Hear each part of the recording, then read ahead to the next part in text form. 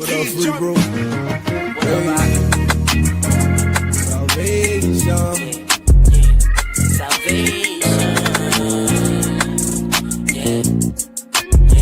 Hey, you got many minds. You think about salvation, get the dance in my flesh vein. It's my heart, not trouble, I will pain. We trust in Abba. He the one that kill your problems. We thinking Abba.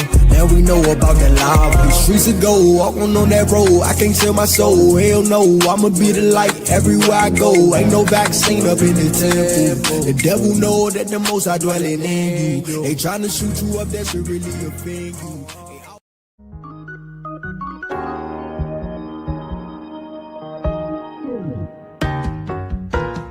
My cry for mercy as I call on you for help, as I lift up my hands towards your most holy place. I just wanna be worthy. I just wanna be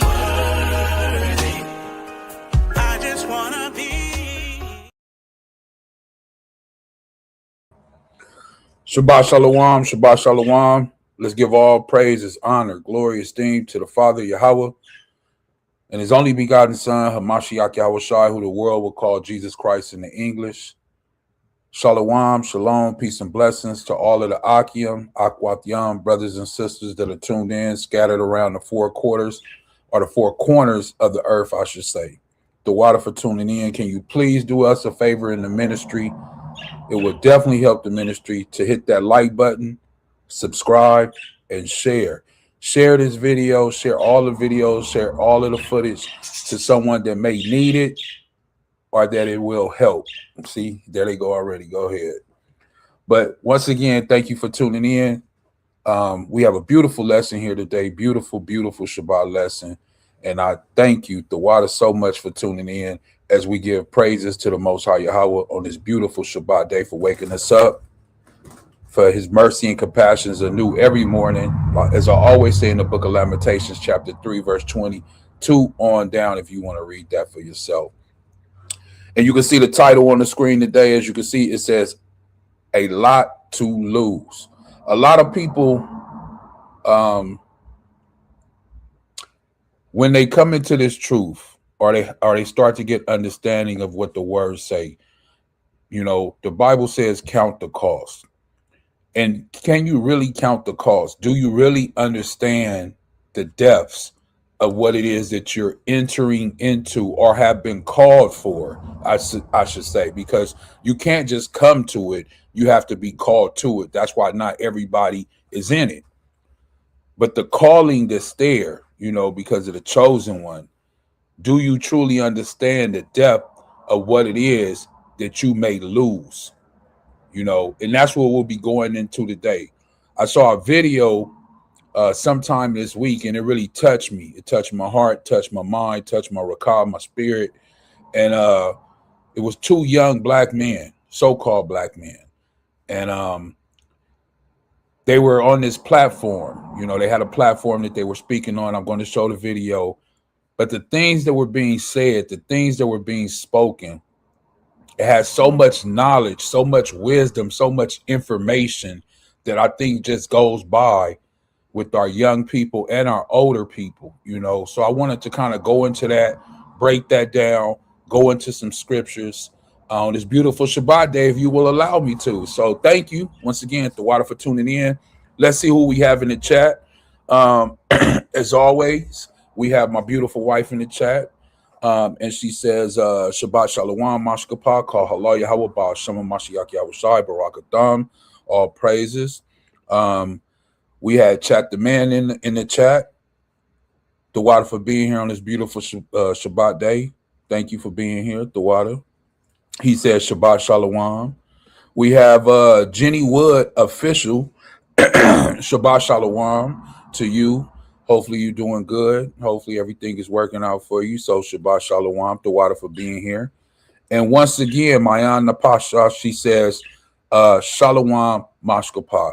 So as we get into this video and as we get into this lesson, understand what the title says. When you clicked on this, it says a lot to lose. Parentheses, couple emojis, but parentheses, it says, do you believe in the Bible? And that's what we'll be talking about today. You know, the cost of it, the things that is that you're gonna have to deal with throughout your life in the journey. So let's get into it. Anybody got anything to say before we dive into it? You got something you want to say?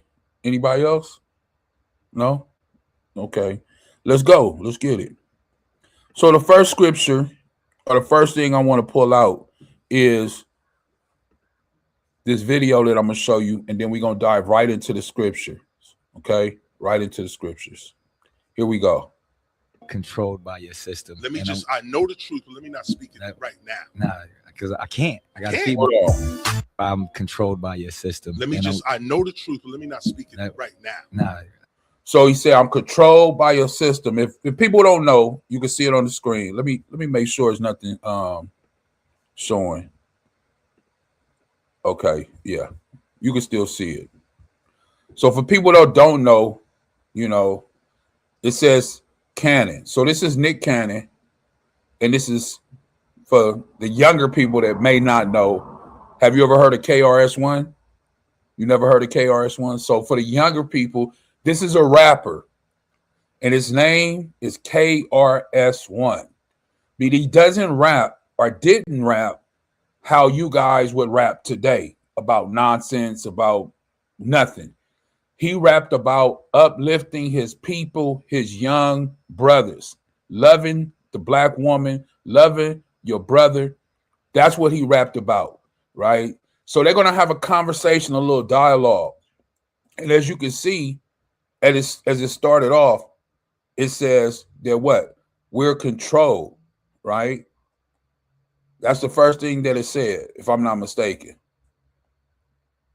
So I'm going to let it play a little more. It's just a little clip. But this is Nick Cannon. Nick Cannon, I guess this is like platform. It says Cannon class.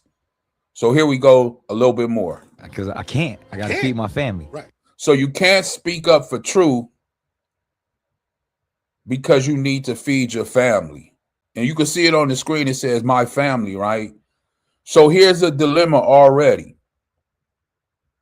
Are you going to stand for truth? Or are you not going to stand for truth because you need to feed your family? And this is a decision that you have to make within inside yourself. Are you going to stand for the Most High and Hamashiach YAHAWAH? Or you're going to keep your mouth closed, don't say anything, follow this system that you live in, because you got to feed your family.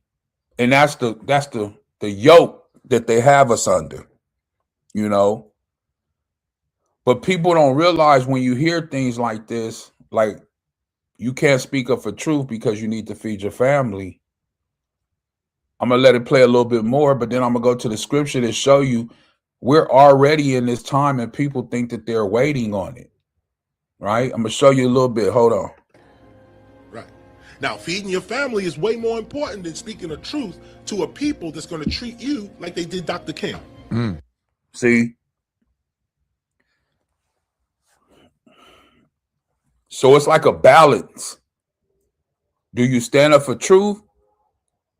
Or do you take the job with the money and keep your mouth closed and let things continue to go on the way they go? Now, I'm going to show you this in the scripture real quick. Chapter man says KRS-One, con. So let's go to the book of Revelation real quick. The book of Revelation is where I want to go. Chapter 13, right? Understand what we just seen on the screen. I'm going to play it again from the top for those who missed it. But for those who have their Bible, that are using their Bible, turning their Bibles, we're going to Revelation chapter 13. Revelation chapter 13.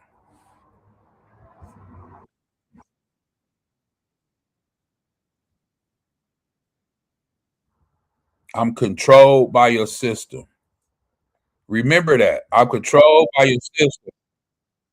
Remember that. And you have to remember that. I hope you can hear that. I'm controlled by your system. Now, here we are, Revelation chapter 13, and I'm going to start at verse 7.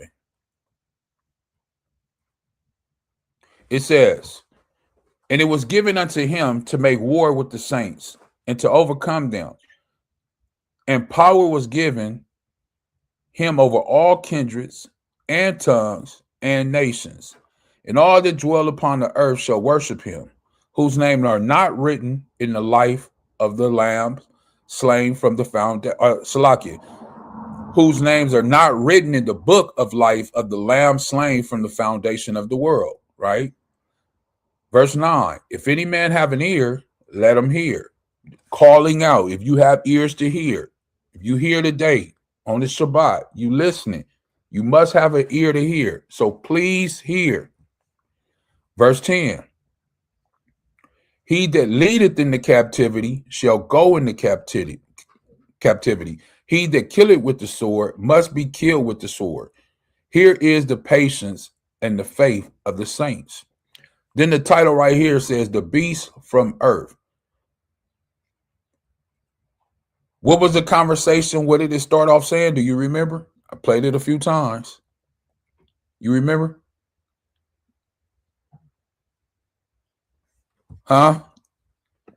Listen, I'm just let you hear it, right? Real quick. I'm controlled by your system. Now remember that. We looking at Revelations, right? So it says the beast from the earth. Now let's get into verse 11. And I beheld another beast coming up out of the earth. And he had two horns like a lamb, and he spake as a dragon.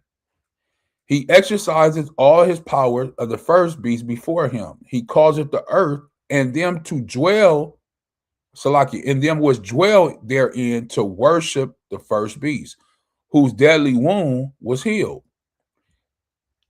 Verse 13, and he doeth great wonders, so that he maketh fire come down from the Shalawam on the earth in the sight of man. All of these great wonders that they tell you about, how they go to the moon, they go in here, they got this, they got that, they see rockets, you see them going up into the atmosphere, all these great signs and wonders that these people on this earth show you. Verse 14, he deceiveth them that dwell on the earth.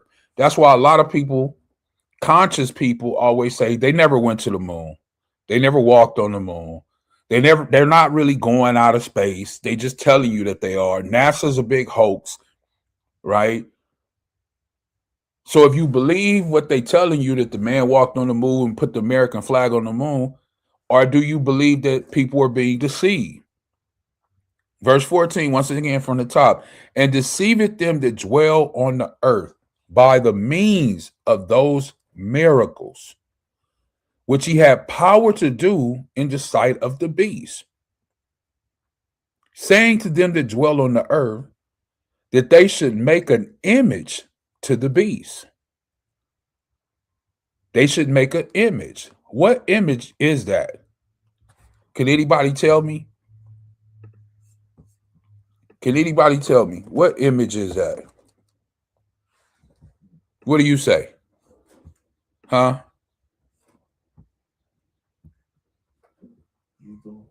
Eagle. Okay, that's a good one. He says an eagle. Let me see if the chat put anything. Okay, nobody putting that. They just said Revelation chapter 7, where we in. Okay, you said eagle.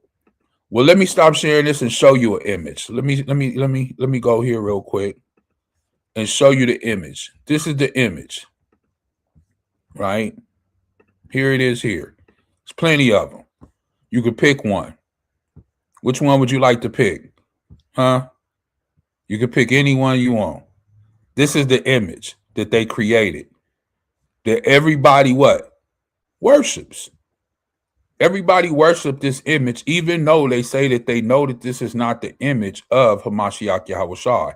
They will tell you plainly to your face that this is not the image of Hamashiach Yahawashi. But yet people worship this image. They bow down to this image. Right? We know that they do. So these are the images that are being worshipped by the people on earth. Just wanted to show that real quick. Now let's go back to Revelation chapter 13. Once again, Revelation 13 and 14. He deceiveth them that dwell on the earth by the means of those miracles which he had power to do in the sight of the beast, saying to them that dwell on the earth that they should make an image to the beast, which had the wound by the sword, and did live. Verse 15. And he had power to give life unto the image of the beast, that the image of the beast should both speak and cause that as many as would not worship the image of the beast should be killed. Verse 16. And he causeth all, both small and great, rich and poor, free and bond, to receive a mark in the right hand or in their foreheads. Here it is right here, what the guys were saying, KRS-One, Nick Cannon. Here it is right here. And that no man might buy or sell, save he had the mark or the name of the beast or the number of his name. Now, what did Nick Cannon and them just say? Huh? Either you want to, in this world that we live in this society that we live in this controlled society that we live in, if you want to speak up for truth, then you won't be able to do what? What did they say? You can't feed your family. If you stand for truth, if you stand for Hamashiach Yahushua, if you stand for the Most High Yahweh, you will not be able to provide for your family through this society that you live in, because you're standing up for truth. And anytime somebody stands up for truth, it's a problem. This is why you have to read and go into this word. It says Revelation 13 and 17, and that no man might buy or sell, save he had the mark or the name of the beast or the number of his name. It says in verse 18, here is the wisdom. Let him that have understanding count the number of the beast, for it is the number of a man, and his number is 636, right? So if you listen to what's being said in the conversation that they're having, remember we're talking about truth and not being in the truth, or not serving the truth, or not serving Hamashiach Yahushua, the Most High. Then you serving who? If you're not serving Hamashiach Yahushua, then who you serving? The devil, which is the beast. He just created an image for everybody to worship. That's why it says up here, let me see what verse it was. Saying to them, let me highlight this right here. Saying to them that dwell on the earth that they should make an image to the beast, which had the wound by the sword and did live. If you go up a little more, it says that the whole earth worship. Let me see if I can get it again. Right here, verse 8. And all that dwell upon the earth shall worship him. I already showed you the image. So let's go back to the video and let's get a little bit more of what they've been said.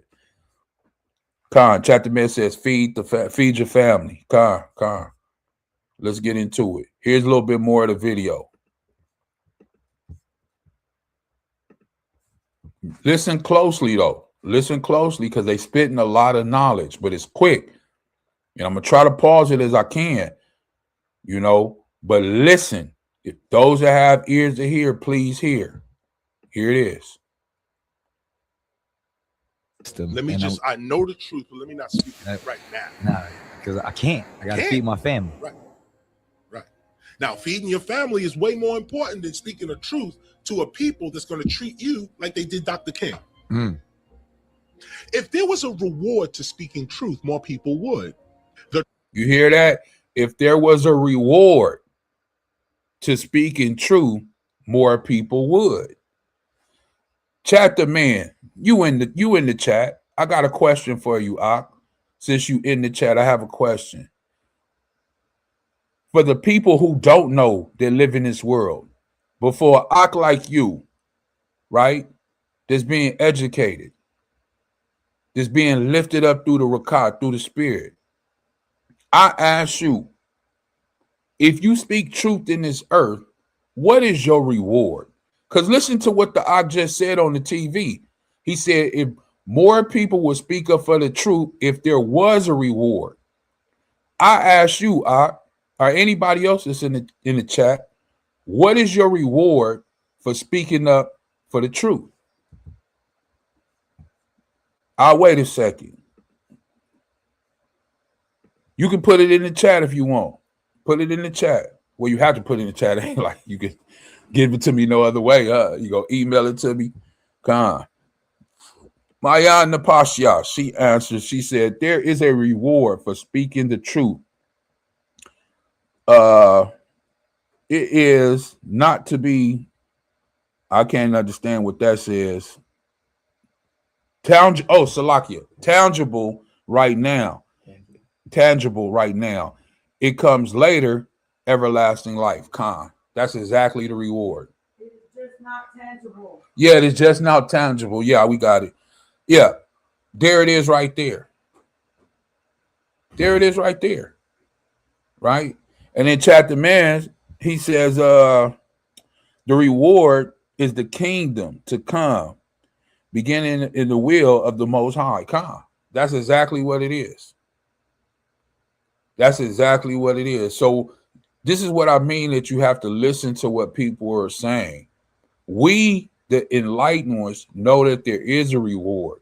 But here in this world, people don't believe it is a reward for speaking truth. They think that they're going to lose their life. Are they going to lose loved ones? Are they going to lose their job? Are they going to lose that contract? Or they're going to lose that money, the house? They always thinking about what they're going to lose. That's why this title of the lesson is called A Lot to Lose. It's a lot to lose.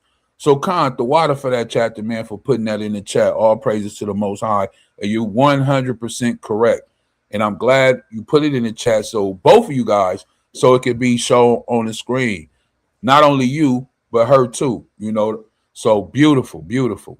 So let's move forward in that and go back to the video now. Here we go. Let me put that away.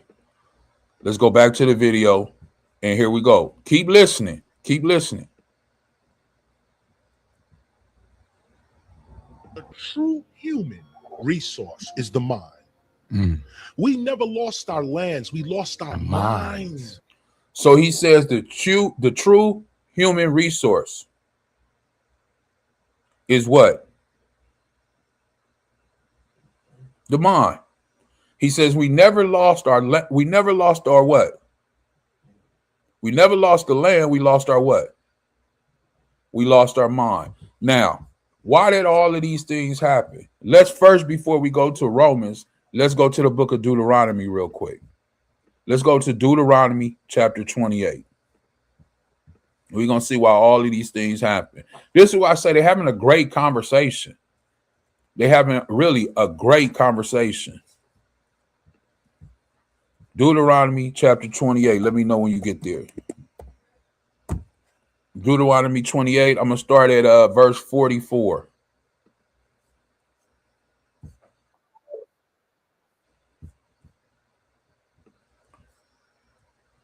I'm going to start at 44. Let me blow it up, son. This is the book of Deuteronomy chapter 28, and I'm going to start at verse 44. Let me get down there. Come. You there? Come. It says, he shall lend to thee, and thou shalt not lend to him. He shall be the head, and thou shalt be the tail. So anybody who knows anything about the Torah or the book of Deuteronomy, this is where life and death is, good and evil, right? Righteous and what? Evil, or righteousness and wickedness. This is the curses, basically. Verse 45, it says, moreover, all these curses shall come upon thee and shall pursue thee and overtake thee till thou be destroyed. Right? Most High through Moses, through the Rakah, is speaking to who? The children of Israel, letting them know, if you do not obey my law, statutes, and commandments, that all these curses will come upon you. And not only will they come upon you, it says, moreover, all these curses shall come upon thee and shall pursue thee. Not only are they going to pursue you, they're going to overtake thee till thou be destroyed, because thou hast not hearkened unto what? The voice of Yahawah thy Allah, to keep his commandments and his statutes which he command thee. Verse 46. And these shall Salakia, and they shall be upon thee for a sign and for a wonder, and upon thy seed forever. So all of these curses for these Israelite people will be upon them for a sign, meaning you will be able to see and know who these curses are upon. It's for a sign, a wonder upon the seed forever. So these people will never, ever get to the top. They will always be, as it said in 44 right here, you will always be the tail. You will never be the, what does it say right here? The lend. You will never be the lender. Meaning you the one who lending something out. Like today in the world that we live in, you go to the bank and ask for a loan when you want a car, when you want a house, when you want a washing machine, when you want a refrigerator. They give you them little cards, you write your information, they ask you for your social security. Now, even when you want a cell phone, and the first thing they say is what? Let me run your credit. What does that mean? Let me go talk to somebody, or let me go see if somebody will lend you that money and you will have to pay them back. That's what a lender is. And if you don't qualify, they come back and they tell you you're not approved. We can't give you that cell phone. We can't give you the car. We can't give you the home. We can't give you the loan. We can't give you anything. Why is this? Because you are the tail. Salakia, my bad. Let me take that back. We are the tail. And it tells us why we are the tail in verse 45, because there's what? Curses upon us. And it's going to pursue us. And it's going to overtake us. Meaning we're going to be in the state of what?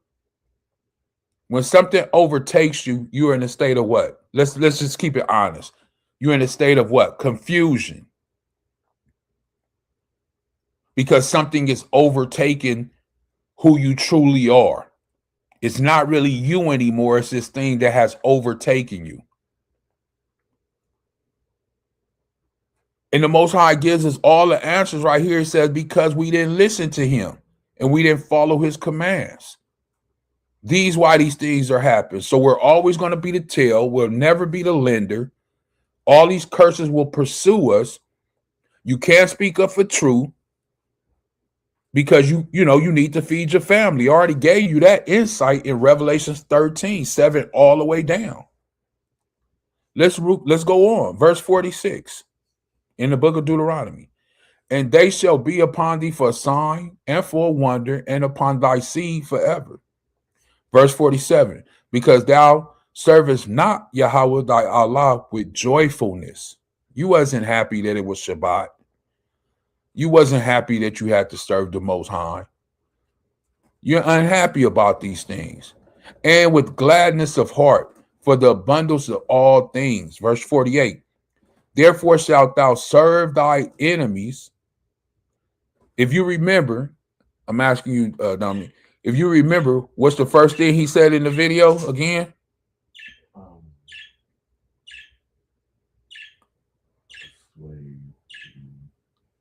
You don't remember? It's okay if you don't remember. We are what? I am controlled by this society, this world, this system, as he said, that we live in, right? That's one of the first things that he said. Now, read 28 and 48 for me, for you. Since you said it, I want you to read it so we can hear it. Go ahead. Therefore shalt thou serve thine enemies. which Yahweh shall send against thee in hunger and in thirst and in nakedness and in want of all things. And he shall put a yoke of iron upon thy neck until he have destroyed thee. Stop, Salaki. Now, right then and there, is so much in this. This is a curse, right? One of the first things it says is that we're going to have to do what? Serve our enemies. We know our people from Deuteronomy 68. We know the people were brought over here, slave ships. You got to serve your enemy, right? As slaves. Then it says he's going to send some people against us, right? In what? In hunger. When you're hungry right now, and I'm not saying I know you could go in the refrigerator right now, but I'm saying if there's no food in the refrigerator, there's nothing to eat in the house. Where are you going to go get food from? We have to go where? To the store. Do we own any big facilities like grocery stores, meat markets, slaughterhouses, those type of things? No. So we have to go where? To our enemy when we're hungry. It says in thirst. Even if you're thirsty, you can't even go outside and just drink water from the faucet. You have to go and do what? Buy a water from the store. That's purified like this, right? And in nakedness. What does that mean? Anytime you want clothing, you have to go where?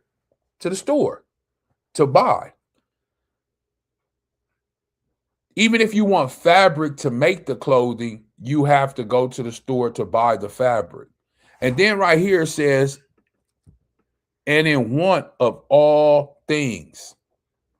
So whatever it is that you need, whatever it is that you want, you have to go to your enemy. Why? Because you are the tail. They make it look nice and luxury and all that when you go into Gucci and Prada and Walmart and Target and the mall and Amazon. And they make it look good and nice. But you have to understand who owns all these things. As the Bible said, your enemy. And all you are doing is making your enemy wealthy. Why? Because you are the tail. They are the lender. That's why you can go to Amazon and they say, oh, we'll give it to you. Yeah, it's $100. We'll, you make 4 payments, $20 a week or whatever. We'll give it to you.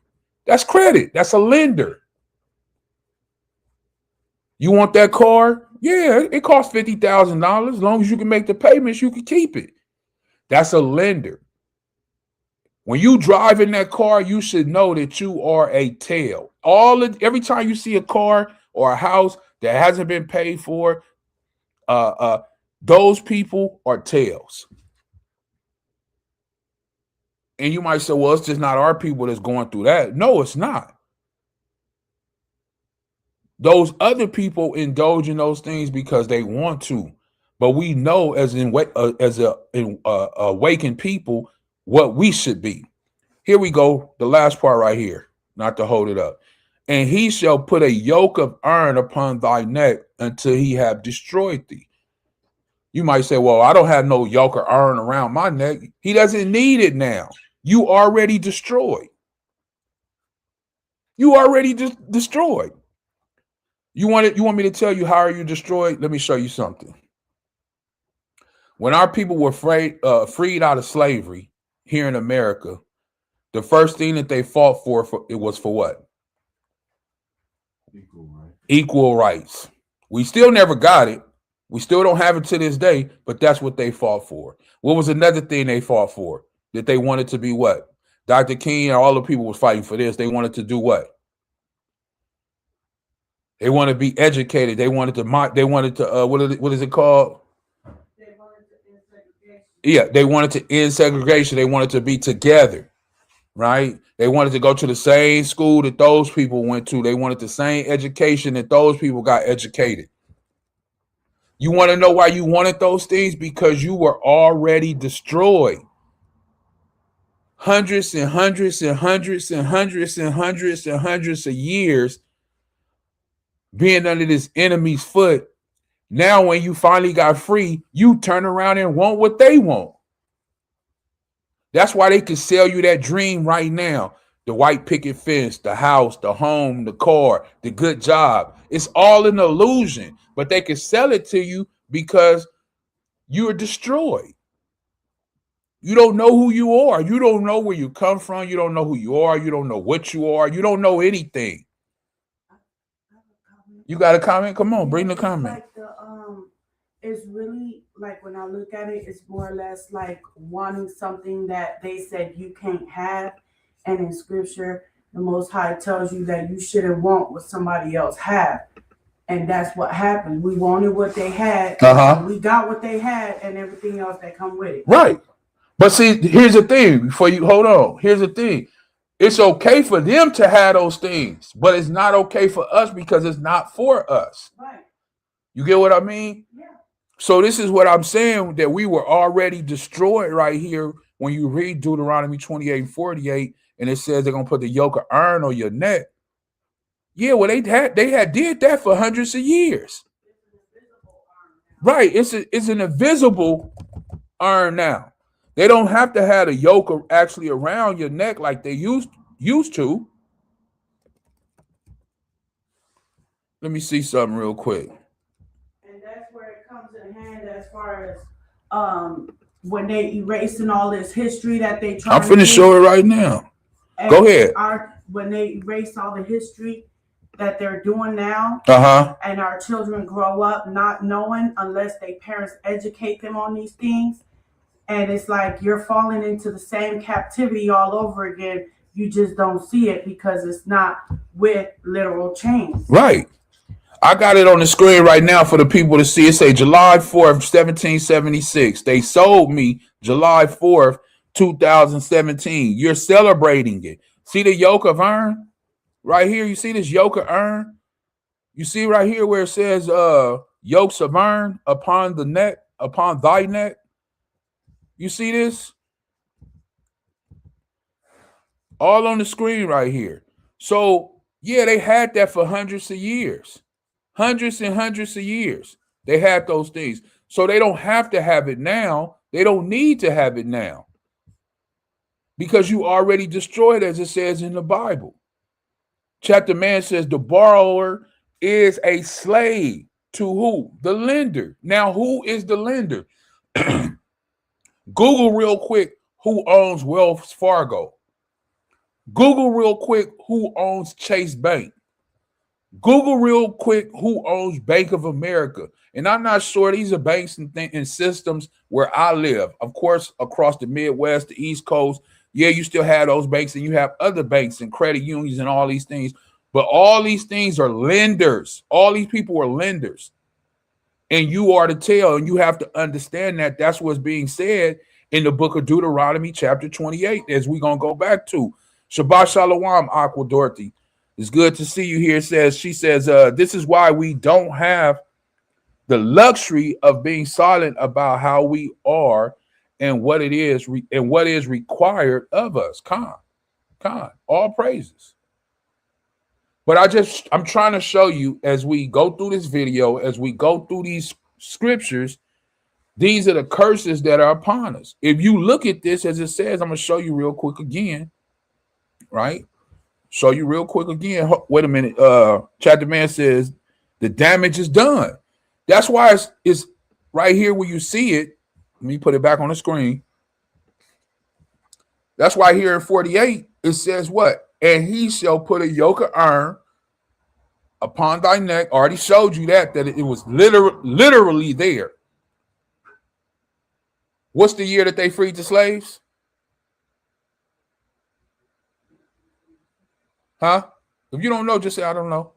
1865, right? That's the year that they say we're going to give the emancipation, right? 1865. So in 1865, so-called that they took the yoke off. We know that they didn't really take it off because there was slavery still going on way past then, all the way to 1965 when they killed, King and them, Martin and all, and Malcolm and everybody. Then it says right here, until he have destroyed thee. as the Ahchathyam was saying, hey, we've already been destroyed. It's over. It's a done deal. He did what he needed to do, so now he could take the actual yoke off and let you roam around free, because what? You are destroyed in the mind already. Verse 49 says, Yahawah shall bring a nation, which is a people, against thee from far, from the end of the earth, as swift as the eagle flieth, a people whose tongue thou shalt not understand. If anybody has ever seen Roots, I'm not going to pull it up and I'm not going to show it. I would say it is a little bit much, right? But if you ever seen Roots, you know the story of Toby and how they kept beating him and beating him and beating him because he kept saying his name was who? Anybody remember? Kunta Kinte. They said, no, your name is Toby. He said, no, my name is Kunta Kinte. He said, no, no, no. And they kept beating him and beating him until he finally said, what? Okay, my name is Toby. We never knew this language. We didn't know their customs. We didn't know their language. We didn't know none of this stuff. But yet we took it upon us when they beat it into us, when they put that yoke of iron on us, when they raped our women, when they burnt us, lynched us, did all kind of stuff. And now that you're destroyed, yeah, you know, you can roam free in your ghettos and, you know, in the slums and the projects. And, you know, all you going to rap about is killing each other. And, you know, you're going to degrade your women and your children. And, you know, one got a little money, the other one don't have nothing, so he rob and kill. And, you know, this is what it's all about. Right here, I'm going to stop at verse 50. A people, a nation, a fierce countenance, which shall not regard the person of old, nor show favor to the young. They didn't care back then. They still don't care, but they didn't show no mercy back then, whether it was your great-grandmama. She was still out in the field picking cotton. You don't watch movies. I know you don't see movies and things where they drop dead while they were still picking cotton in the field. And the master or whoever, what's that guy called? The overseer, he come and he kick them and tell the nigga, get up. Nigga, get up. And then when they don't move, they saw that nigga dead. Carry him out. Like literally you was working until you actually like croaked over. And the women would work till their baby dropped out of them. And the wife said, and the women were working until the actual baby was coming out of them. Like the water broke, the baby's coming out, and they were still out there in the field picking canes, a sugar cane, a cotton, or whatever they had you, tobacco, whatever they had you doing, depending on what plantation you was on. You know, so when we look at these things in the scriptures, as I just read from 28:44 to 50, just a little bit of it, the conversation that these two Malaks are having, as I said in Revelation 13, for those who have an ear, please hear, you know, please hear. It's a powerful, powerful conversation. The Aqua Authority said, who we are, mentally, Chapter Man says. So once again, I'm going to start the video from the top again. It's a short video. But listen to what they saying. And I'm going to pause it again and we're going to get back into some scriptures, right back at the mind. But listen to what's being said. Here we go. Let me go to it. Come on, here we go. All right.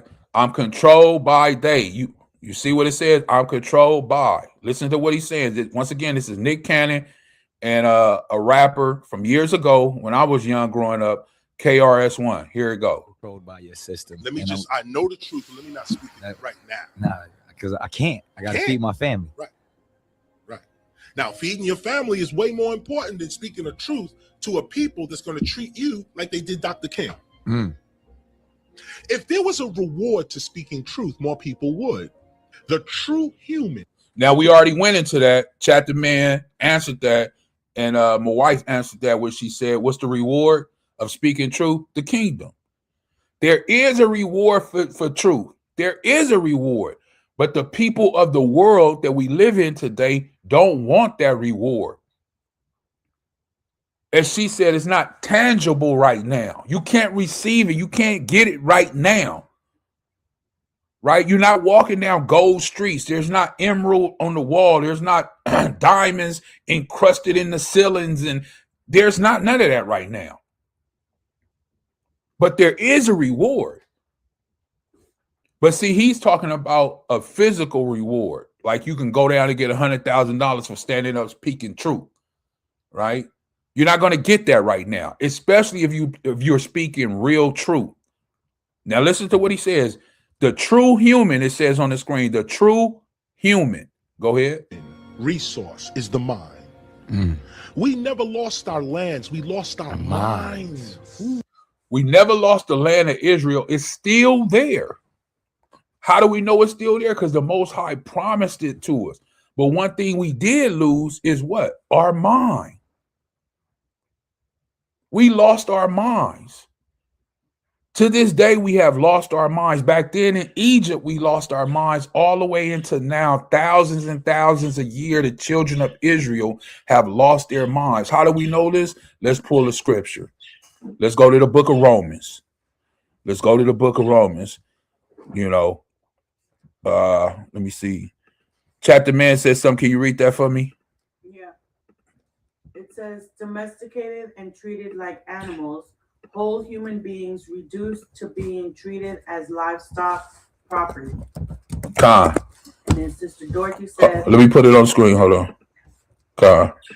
Nick Cannon, go ahead. And then she says, Nick Cannon is a huge disappointment because he chose wealth over truth. Con.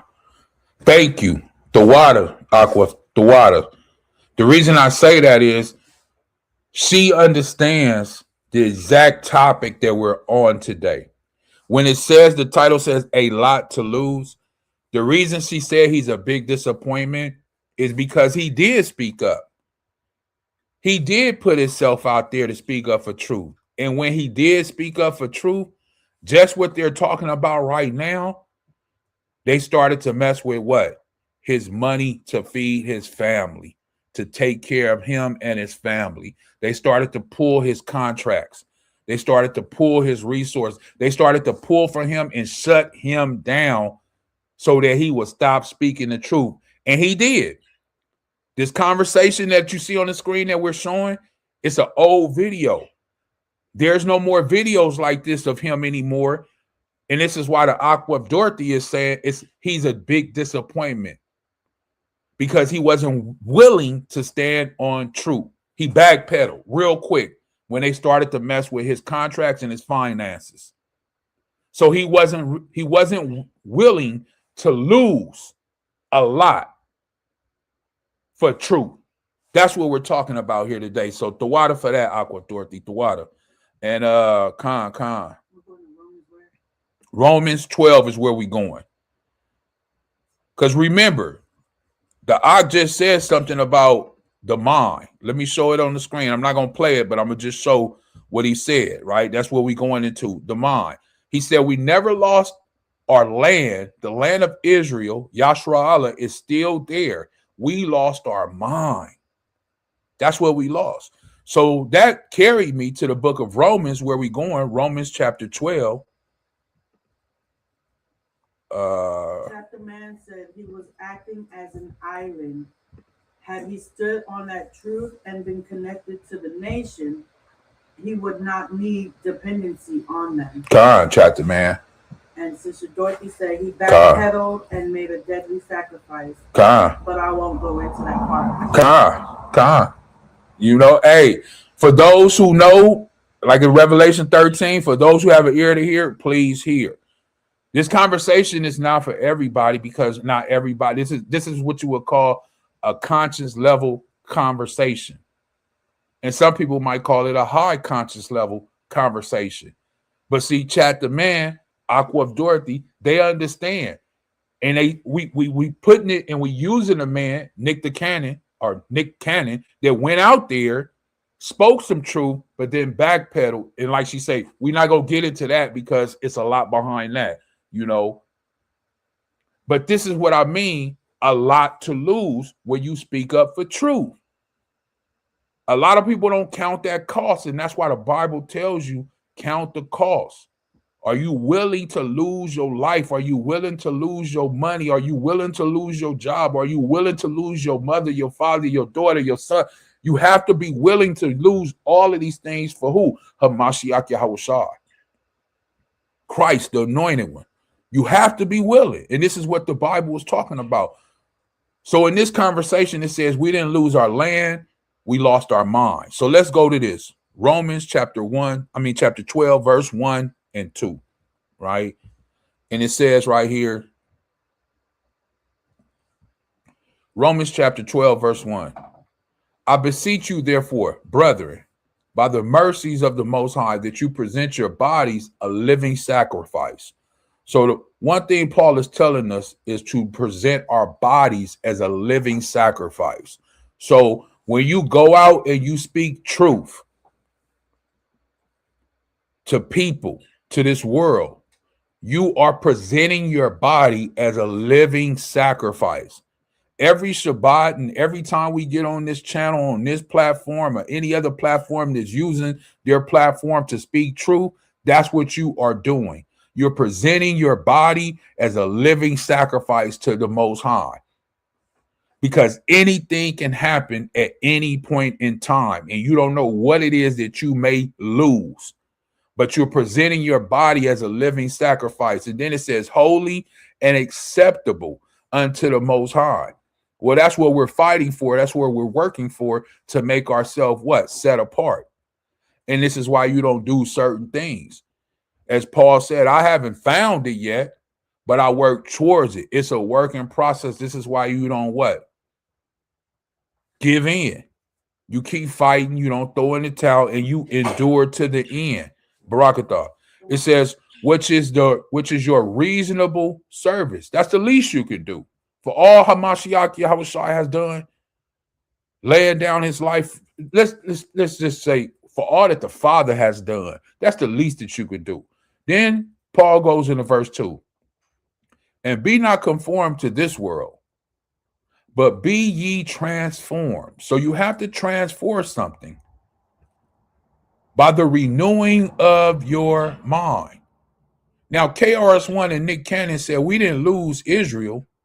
We didn't lose our land, but we did lose our mind. Paul here is telling us thousands of years ago, Ahchyam, you know what you got to do? You got to renew your mind, because we lost it. We lost our minds. You know what? It's so crazy because, we say that, but I know growing up when I was a kid, and even now, these kids today, what do the older people say? These kids don't lost their what?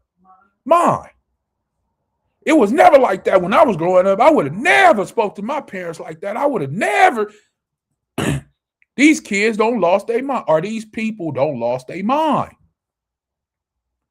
It says that ye prove what is good and acceptable and perfect will of the Most High, right? Now, let me show you another one to go with this. Let's go to the Old Testament real quick. Ezekiel chapter 36. To go with Romans, right? This is all going together. Stay with me, please. Just bear with me. Ezekiel chapter 36. And I'm going to be starting at verse 22 for those that are reading along and have their Bible. The book of Ezekiel, chapter 36, verse 22. Remember, conversation, Nick Cannon, KRS-One, said we never lost our land, but we lost our mind. Went to the New Testament, Paul says we need to renew our mind and be a living sacrifice, put our body as a living sacrifice. Now, to mash this all together, I'm going to show you in the book of Ezekiel, chapter 36, verse 22. Therefore say unto the house of Israel, thus saith Yahweh Allah, I do not this for your sake, O house of Israel, but my own. Huh? No, nothing. Oh, you're not there yet? Yeah, I just read a comment. That's all. Oh, okay. You want me to go to it? No, he just said no offense, but many of our elders too had lost minds by the way of deceit. God, many of them. And this is why I wanted to read this, to show that, as the Og just said, chapter man, many of the Zaquan, many of the ancients, many of the elders, they lost their minds too. Once again, 22, starting from the top. Therefore say unto the house of Yasharallah, thus saith Yahweh Allah, I do not this for your sakes, O house of Yasharallah, but for my Quadash name's sake, which you have profaned among the heathen, whether you went. So what does it mean to profane something? Huh? You went against it. You cast it down. You counted it as nothing. Verse 23, he says, and I will sanctify my great name, which was profane among the heathen. This is the Most High talking to the children of Israel. Just like today, what we're doing amongst the heathen, we're profaning his name, which you have profaned in the midst of them. Are we not in the midst of the heathen today? In 2025, 2026, we are in the midst of the heathen, and we are profaning his name right now. Right now to this day, as we continue on. And the heathen shall know that I am Yahweh, saith Yahweh Allah, when I shall be sanctified in you before their eyes. Here it is right here, verse 24. For I will take you from among the heathen and gather you out of all countries. As KRS-One said, we never lost our land, Yasharallah, we lost our mind. We never lost the land. Right here in Ezekiel 36:24, the Most High is telling us that he's going to do what? For I will take you from among the heathen. So he's going to come and get you from America, South America, North America, Brazil, Colombia,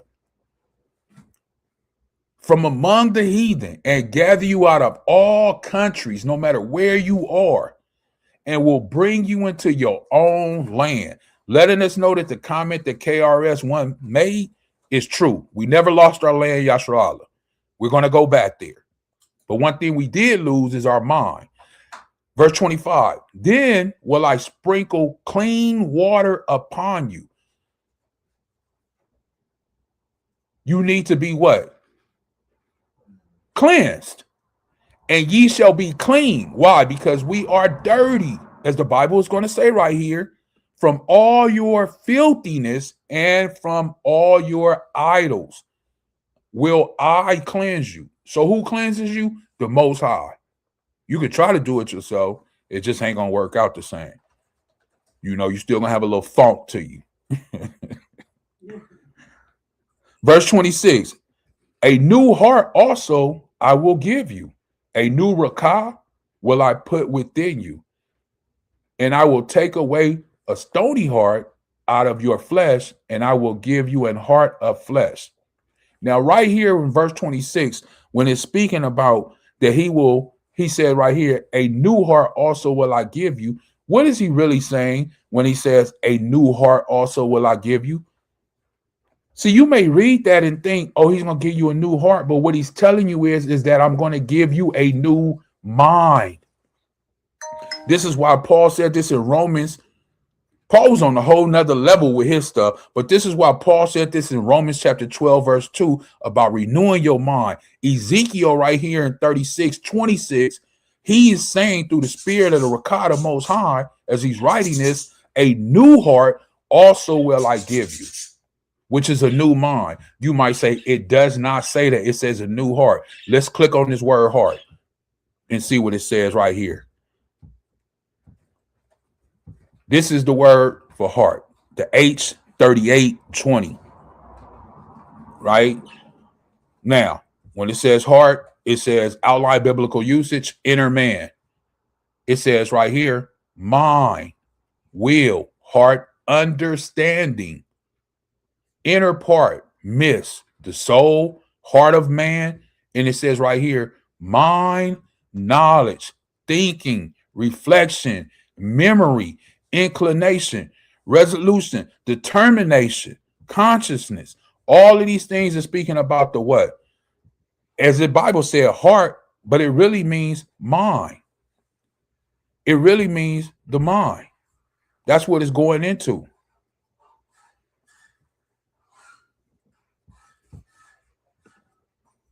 So when we read this, we have to think about what he's saying. I'm going to put a what? New mind also will I give you, and a new rakah will I put within you.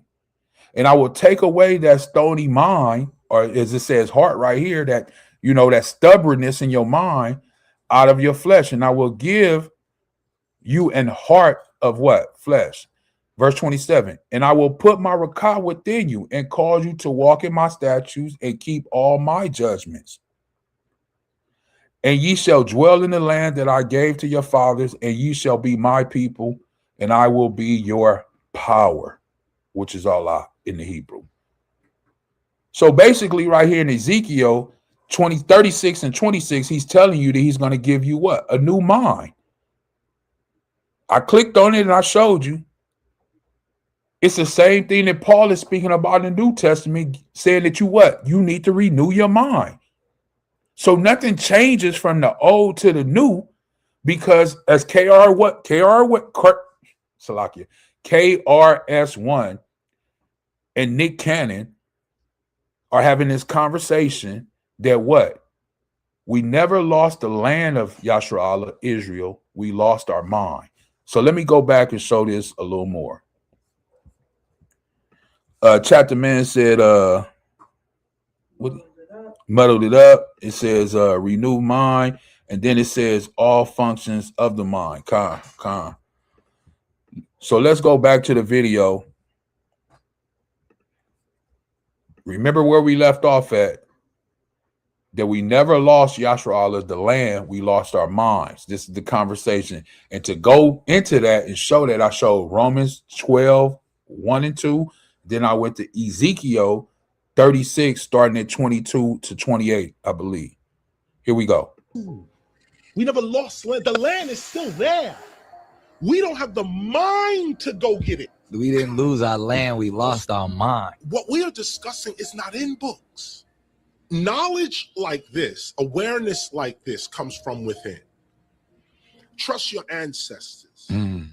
You have to become your ancestors in order to know them. Wow. There's a saying that says that. Okay. He said, do what? Trust your ancestors. Right? He says, trust your ancestors. Ancestors. Right. Ancestors. Let's go to Jeremiah real quick. Let's go to the book of Jeremiah. Seems like my thing kind of. Let's go to the book of Jeremiah real quick. 16 is where I want to go. Off of what he just said. Jeremiah chapter 16, and I'm going to start at verse 16.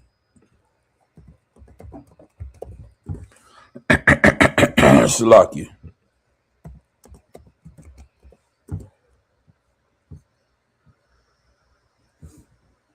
You there? Okay. Go ahead. This is Jeremiah chapter 16, verse 16. Go ahead. Behold, I will send for many fishers, saith Yahweh. And they shall fish them, and after will I send for many hunters, and they shall hunt them from every mountain, and from every hill, and out of the holes of the rock. For mine eyes are upon all their ways. They are not hid from my face, neither is their iniquity hid from my eyes. So the Most High is letting us know he sees everything. There's nothing hid. All of the things that's happening within the earth that we think people are getting away with, they're not getting away with them. That nothing is hid from the Most High. Go ahead, verse 18. And first I will recompense their iniquity and their sin double. Meaning he's going to pay them back for all of the sin that they have done, double portions. Right? Go ahead. Because they have defiled my land. Because they have did what? Defiled my land. Because they have defiled his land. Yasharallah, Israel. Remember, we never lost the land. It's still there, as they talking about. But the Most High is talking about the people that have defiled his land, that he's going to pay them back double. Go ahead. They have filled mine inheritance with the carcasses of their detestable, abominable things. Go ahead. Verse 19. O Yahawah, my strength and my fortress, and my refuge in the day of affliction. Uh-huh.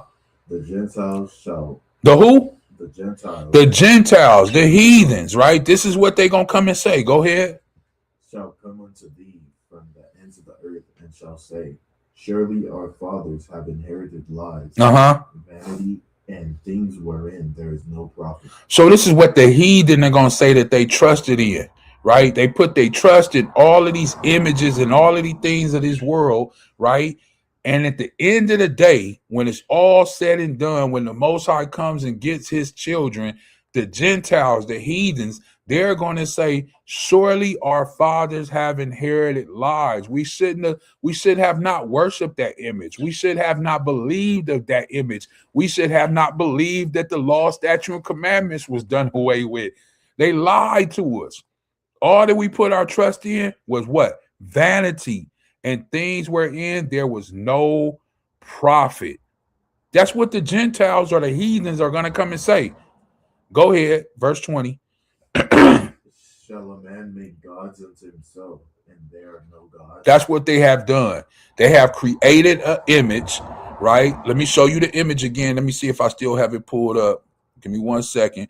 They have created an image, right? They have created an image. There it is. Let me show it. They created this image, which the world worships, and they stand on it. So here's the image. You could pick anyone. You know what I'm talking about. You see it on the screen. Okay. They created that image, and in creating that image, when it's all said and done, when Hamashiach Yahushua really comes back, it says what? What's gonna happen? Let me put it back on the screen. Jeremiah 16 and 19. They're going to come because they believed in that picture. They believed in that image. It says the Gentiles, the heathens, are going to come and say, surely our fathers have inherited lies, vanity, and things wherein there is no profit. There's no profit in that image that I just showed you. Then in verse 20, it says, shall a man make him deities unto himself? That's what they have done. Because that wasn't the image that was shown. And we got books. In Russia, remember they opened that vote that they opened, and all the images were different. They were all so-called black people or colored people, people of color. So those images that are hundreds of thousands of years old were different than the images that we have today. That's because they created that. Verse 21, go ahead. Therefore, behold, I will this once cause them to know. I will cause them to know mine hand, and my might, and they shall know that my name is Yahweh. So the Most High basically saying he doing this for himself, right? For his Kodash name. And all the people going to know that the Most High did it and who he is. Basically like how he did in Egypt, right? He going to make them feel his hand. Come. So this is what we going into about the mind thing and about not losing the land, but losing our mind in this society, in this world that we live in. Let's go back to the video. Aqua Dorothy says, what did it say right there? Follow the ancient path. And that's what he's talking about, the ancient path, when he says the ancestors, right? He's not talking about your uncle right now that's not following the path. He's not talking about your cousin or your daddy that's not following the path. He's talking about the ancient ones that actually followed the path. Here it is. In a society that is based on lies. Mind you, I just read that to you. A society that's based on lies. We just read Jeremiah 16 and 19 that the Gentiles will come and say, surely our fathers have inherited what? Lies. And he said, KRS-One said, a society that's based on what? Lies. We'll wait for her to get back. You can do anything. So, yeah, we're in a situation where the simplest things like peace, love, unity, joy, simple stuff. Simple. Easy. That's simple stuff. Is it really simple? What did he say? Peace, love, joy. What is he talking about right there? Let's get that for the people that don't know. Turn real quick with me to the book of Galatians, chapter 5. He said these are simple things. These are simple things that we should be getting in this world, right? But the reason we're not getting them, I'll start at verse 19. The reason we're not getting them is because we're right here in verse 19. Is this sharing? Con, the water is not sharing. Let me make sure it's sharing. No, well, Oh, no, it's not. No. this is Galatians 5 and 19. I just want to make sure it's sharing. Con. Chapter man said fruits of the spirit. Con. You already know where I'm going to. Con. And that's see, when people are saying things, like he said, he's not using the book, right? He's not using the book at this moment. But if you really know the book and you have an understanding and you've been reading when this man is speaking, because he knows the book. He's speaking almost in a parable format for those who have ears to hear. That's why I read Revelation 13 now. For those who have an ear to hear, please hear. This is where you got to really understand what he's saying. Go ahead. I was going to say that when people talk like that, without, like the book. Using yeah. But they know he's basically quoting from the book. Right. But a lot of people would think that it's him. Well, no, a lot of people wouldn't adhere to what he's saying if he's holding the book. True. In front of him. True. So therefore, True. let it make it sound like knowledgeable things coming from a regular person. Because a lot of people are more in tune to listening to what other people have to say. Right. Versus then seeing the book. Right. So because the people will see the book, they won't adhere to it. They won't listen to it. They say, oh no, you going to that and this, that, and the third. But you could be saying the same thing without the book in your hand. Which he is doing, saying the same thing without the book in his hand. And they're like, oh, you got knowledge. Yeah, you got knowledge. Yeah. Here's where you got it from. The book. And we're going to see that right here. So clearly she understands and she gets it. Hopefully you that are listening get the same thing. Now, he said simple things that we should be getting: joy, peace, love. I'm going to show you why we're not getting those things. And then if you renew your mind, like Ezekiel was saying, like Paul was saying, like the Most High is saying, like Hamashiach Yahushua is saying, then you will get those things: love, joy, and peace. Galatians 5 and 19. Now the works of the flesh are manifest, which are these: adultery, fornication, uncleanness, lasciviousness, idolatry, witchcraft, hatred, variance, I believe, emulations, wrath, strife, seditions, heresies. All these things are what? Works of the flesh.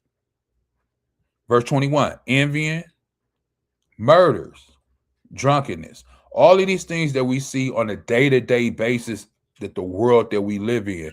So now that you know, when we see these things in the world and you see somebody that murders somebody else, right? Another man murders another man, or a woman murders somebody. What do you know? Now you can say, you know what? Those are works of the flesh. The reason they did that is because they're living in their flesh. When somebody says, I'm a witch, you meet somebody and they like, oh, I'm a witch. Well, that's witchcraft. That's the works of what? Flesh. When somebody's in idolatry, when somebody's envying somebody, when somebody is living in what? Drunkenness. When somebody is going to wild parties a lot, it says, and such like of which I tell you before, as I've also told you in times past, that they which do such things shall not inherit the kingdom of heaven. So if we continue to live in any of these things that are listed right here, it says that we will not inherit the kingdom of the Shemayim, right? If we continue to live in these things, because these are the works of what? The flesh. But as the Ak was bringing out, as she stated, he's quoting things from the Bible without the Bible in his hand. And people will say, man, he has a lot of knowledge and wisdom. But where did he get it from? I'm going to show you. Galatians 5 and 22. But the fruit of the Rakah is love. Isn't that what he says? That these are simple things that we should be receiving here? But it's the fruit of the Rakah. It is the fruit of the Spirit. You have to be walking in what? The Spirit, to be able to receive these things here on earth that we live in today. love, joy, peace, long suffering, gentleness, goodness, faith, meekness, temperance. Against such there is no law. And they that are Hamashiachs have crucified the flesh with the affections and lust.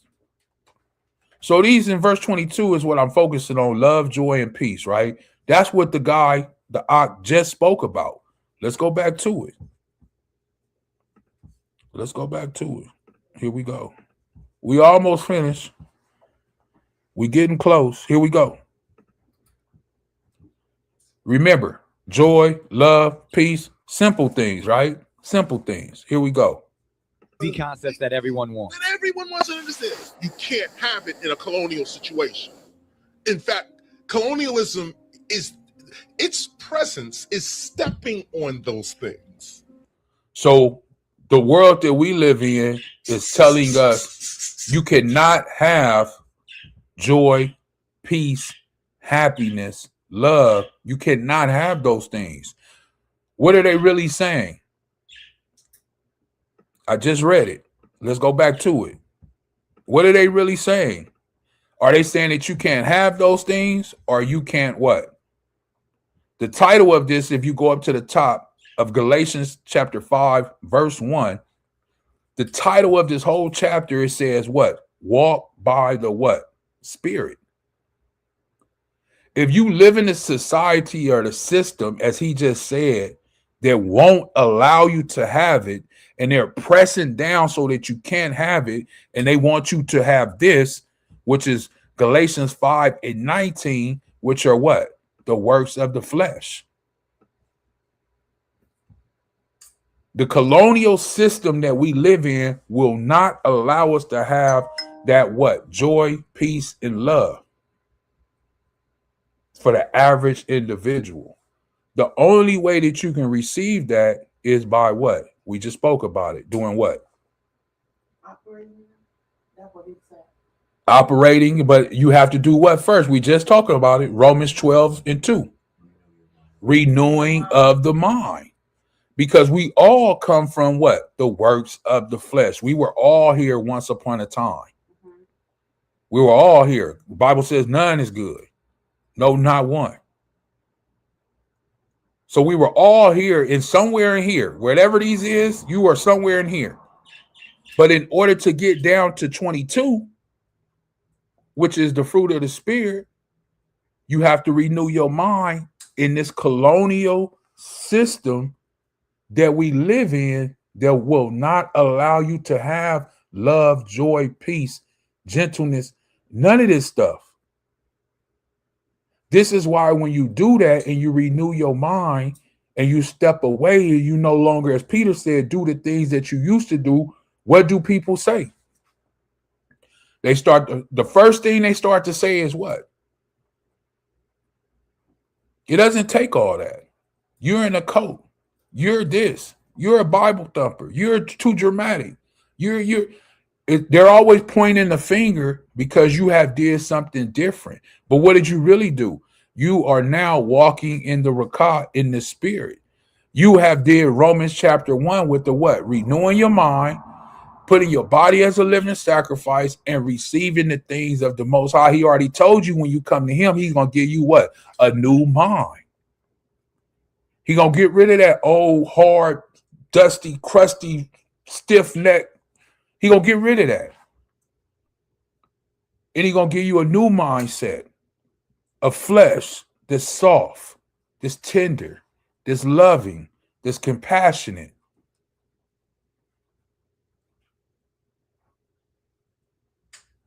I hope you can see that, you know.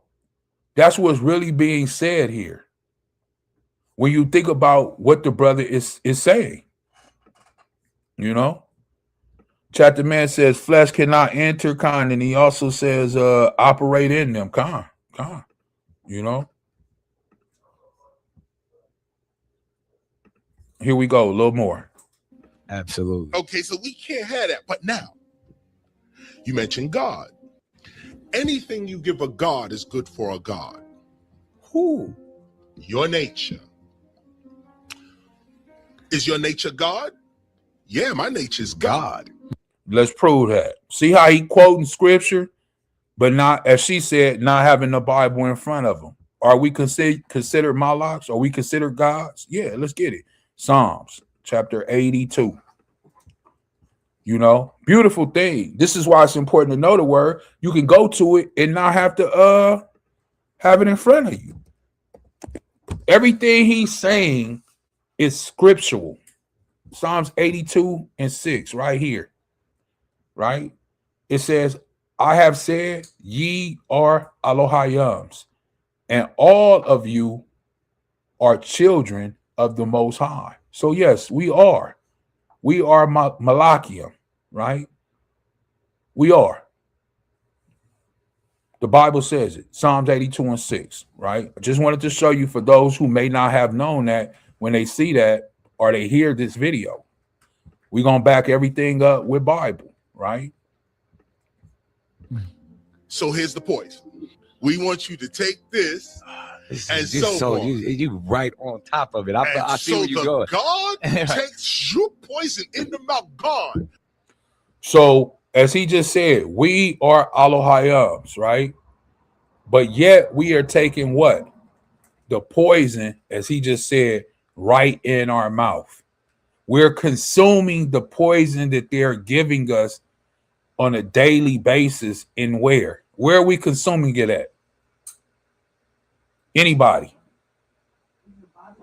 Yeah, it's going in your body, but where? How does it get into your body? Huh?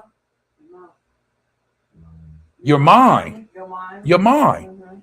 That's how they control you. They're consuming you through the mind of the works of the flesh. That's why it's so important for them to keep pushing things out. Radio, TV, internet. That's why they push so much for that stuff. I wasn't even aware. It was told to me that in certain other countries, they don't even allow some of this stuff to be played here in America to be played in other parts of the country. That stuff is banned. But here they want your mind full of filth. As long as they can keep you cluttered, your mind clogged full of filth, you will never get to the light if you cluttered full of darkness. And as KRS-One says, it is what? Poison. It is poison to who? Who is it poison to? Elohayam. It's poison to you because it will destroy you. That's why it's poison. I'll continue to let it play. But guess what comes out? The cure. Cure. So the question then becomes, first, what kind of person are you? Are you a god? Are you a demon? The word, our ancestors used the word demon. To D-man, to not man. Man is man. Right. To a not man is a demon. To take. So listen to what he says. What kind of person are you? Are you a righteous man? Are you an unrighteous man? That's basically what it is. Are you a man? Are you a malak? Or are you what? As he said, a demon.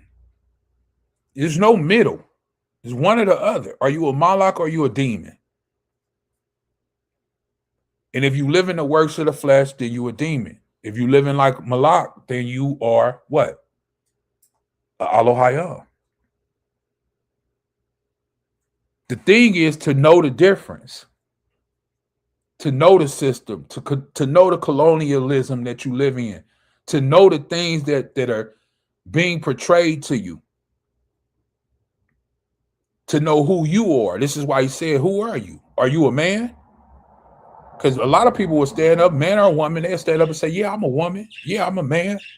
Are you? Do you understand the system that you're living in? Do you understand the poison that you're taking in every day in your mind? We're not even going to get into, like you said, through the mouth with food and stuff like that. Let's not even get into that. Go ahead. You said. The man said, guard your gates. Your eyes and ears are portals to the mind. And that's what I'm trying to say. The water for that chapter, man. The water. These are portals to who? Your mind. What you listen to, this is why they infiltrate the music. Everything you listen to goes to your mind and impute. Listen, NWA came out in 1980 something, early 80s. I was a little kid. I can still quote Eazy-E right now from when I was a little kid. It's still in my mind. Those things that I listened to as a young kid, as an adolescent, I had no idea the impact that it would have on me throughout my life and later on in my life. But there was nobody there of significance because there were people at that time fighting against that stuff. But as kids, we didn't understand the impact that it would have on us. But those older people at that time did plead with us, please don't listen to this filth. But as kids, we fought back and we didn't understand the impact that it would have. Now our kids are grown and getting or have gotten older. Now we understand the impact because now look at our kids. It got worse. They thought that was bad, but look at what the kids listen to now. They thought what we listened to was garbage. This is filth. And we didn't even have videos and stuff back then. All we had was a cassette tape. I'm talking about before CDs and all that stuff.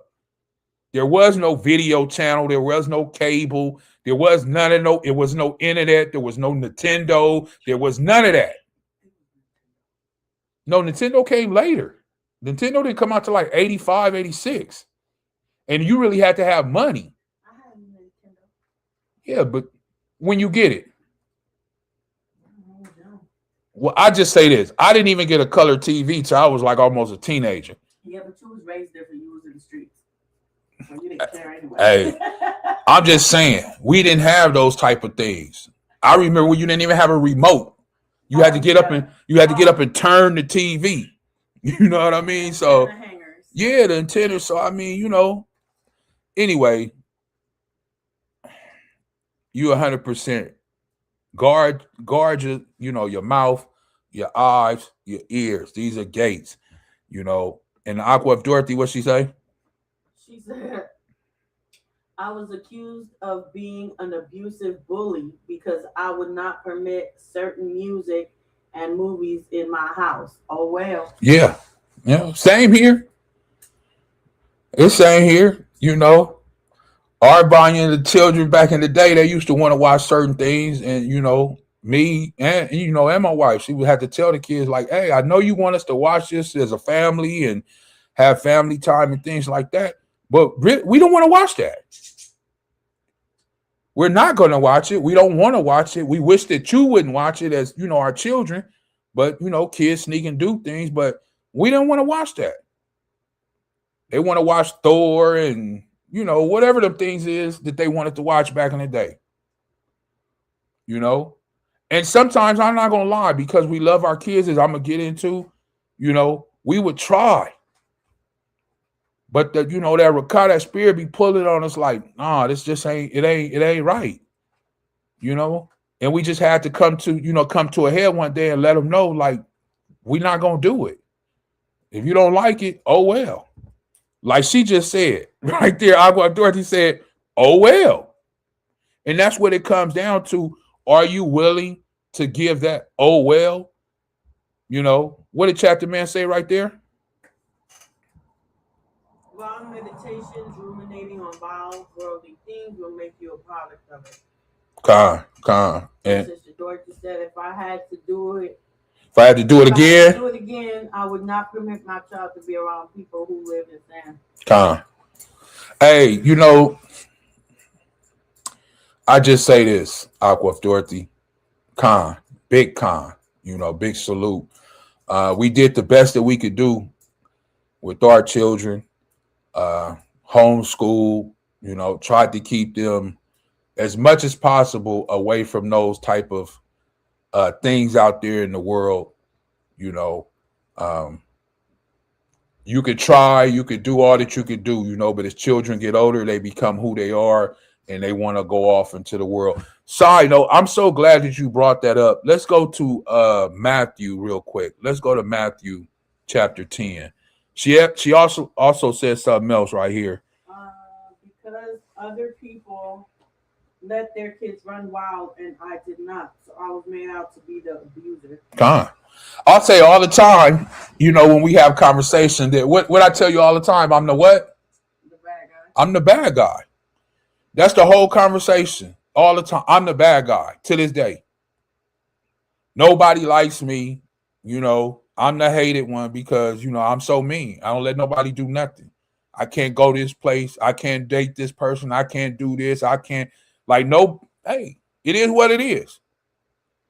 Either you're going to stand for the truth or you not. Now, am I perfect? I'm not perfect. Chapter Man said, no is divine protection. Con. You know, but see, Chapter Man, you understand that. You know, when you get older, I don't know how old you are, but if you have children or your children get older, you will see that, yeah, when they're younger, they're okay with it. But as the older they get and try to, those influences, like I say, if you take your kids out of school, you homeschool, they don't go out and play with other kids, they don't do this. So where is it coming from if all you teaching them is about the Bible? Where is it coming from? You know where it comes from? Huh? Music, movies, television. Exactly. It comes from those things that you just said, them portals, those things from the eyes, from what they hear, you know, all those things, music, TV, from what they hear from other people when they do go around other people and hear. And even when you go to this homeschool stuff, yeah, they homeschool most of the time, but when they go for those hour a day or whatever they need to go to turn in their work, those other kids that they interact with, those kids are heathens. Like she just said, those kids are running wild. So that small interaction of time that they have with those people, it still warps their mind. Even though it's not a long period, it still warps their mind. So, yeah, it's just crazy, you know. To the realization that how we raise our children is the way the Most High deemed us to raise them, because that's how it happened. And whatever path they choose from the time that they get of age, that's the way the Most High wanted it to happen, because it's things that He needs for them to see. And as we all know from experience, our parents tell us till they blue in the face, and we do what we want to do. Yeah, I mean, all we could do is do the best that we could do. You know, like she said, at the end of the day, it's the path that the Most High has chosen for them. I always tell my kids, you know, to this day, if you don't receive it, if you don't get it, it's just not for you. You get what I'm saying? At that moment, hopefully the Most High, before you leave this planet Earth, you know, he awakens your eyes so you can understand the things that are being said here today or prior, you know. And this is why I tell them certain things and try to drop little gems in their mind for when I'm dead and gone. You know, it's not for now, so to say, but when I'm dead and gone, they think about, you know, hey, Dad told me this. And man, you know, now I kind of understand what he was saying. Because I didn't understand things that people were telling me 20 years ago, 30 years ago. But now I look back and I think about it and I say, man, I wish I had took the time and did this. Or man, I wish you get what I mean? But I want them at those moments that those things come to mind, that they have the knowledge where they can go back and say, you know what? He showed me where this was. You know, I know where this is. You know, he gave me this information. He had notes. See, it's things that you can go to that I left, you know, not for me, but for them. You get what I mean? So this is Matt. Oh, you got something? Go ahead. Yeah, I was just going to say two things. One, there's a scripture where it says, train up a child in the way that they should go and they'll come back to right. it. Train up a child in the way they should go. Yep. Go ahead. There's reasons why scriptures like that in it, because we do train them in the way they should go. That don't necessarily mean they're going to go that route. And in return, if they don't go that route, then they do have the story of the parable of the prodigal son. Where he left. But he came back. Right. You know, just because they leave don't mean they're going to be gone forever. And if they do, then it was meant to be that way. Right. Hope, you know, by the grace of God that, you know, hopefully it don't be like that. But, you know, everybody has to go through their own trials and tribulations. However, it may make a parent feel. We just have to make sure, and that's why I always like that one scripture, to work out your own salvation, because you can't be running around here trying to live for your own kids. True, true. Aqua Dorothy says, prayerfully, they will be humble enough to heed the instructions we give them. That's what we hope for at the end of the day, you know. But we know as young teenagers, adolescents, you know, they go through that rebellion stage. They go to where they think they know what's best and things like that. And we all been there, so we have an understanding of it. But you know, it's hard because, you know, as well as they're going through their journey, we still going through our journey, you know, and they can't understand our journey just like we can't understand their journey at that point in time. We both, well, you've been through where they at and you trying to enlighten them. But the thing is, the journey you on, they don't know nothing about, and there's really nobody to go to enlighten you on it, but the word of the Most High through the Spirit, through the Rakah, right? So, Chapter Man says, work out your own salvation with fear and trembling. Khan, one of her favorite scriptures, Khan. And then he says, Khan. And then Aqua Dorothy says, Khan, I'm speaking from experience.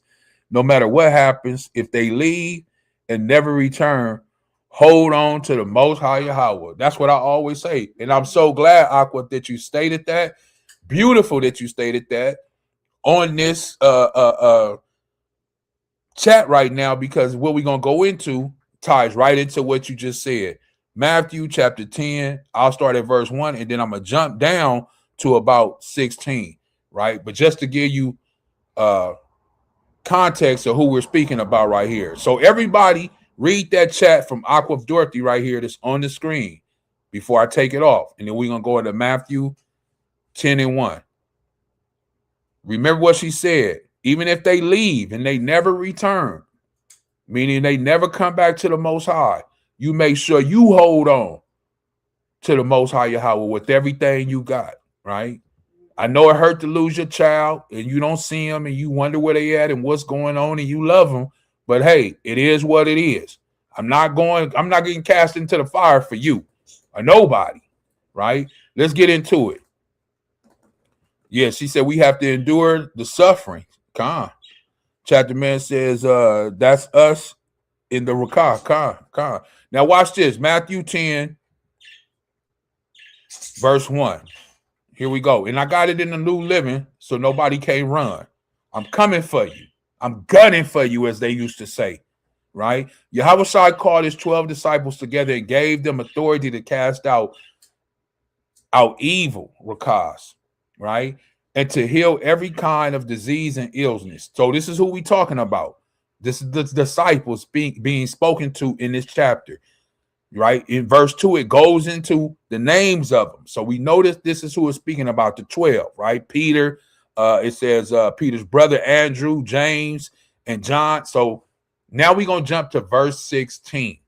And we're going to read this all the way down. I am in the New Living Translation. And the reason I'm in the New Living is because I'm gunning for you. You can't run. Verse 16. Look, I'm sending you out as sheep among wolves.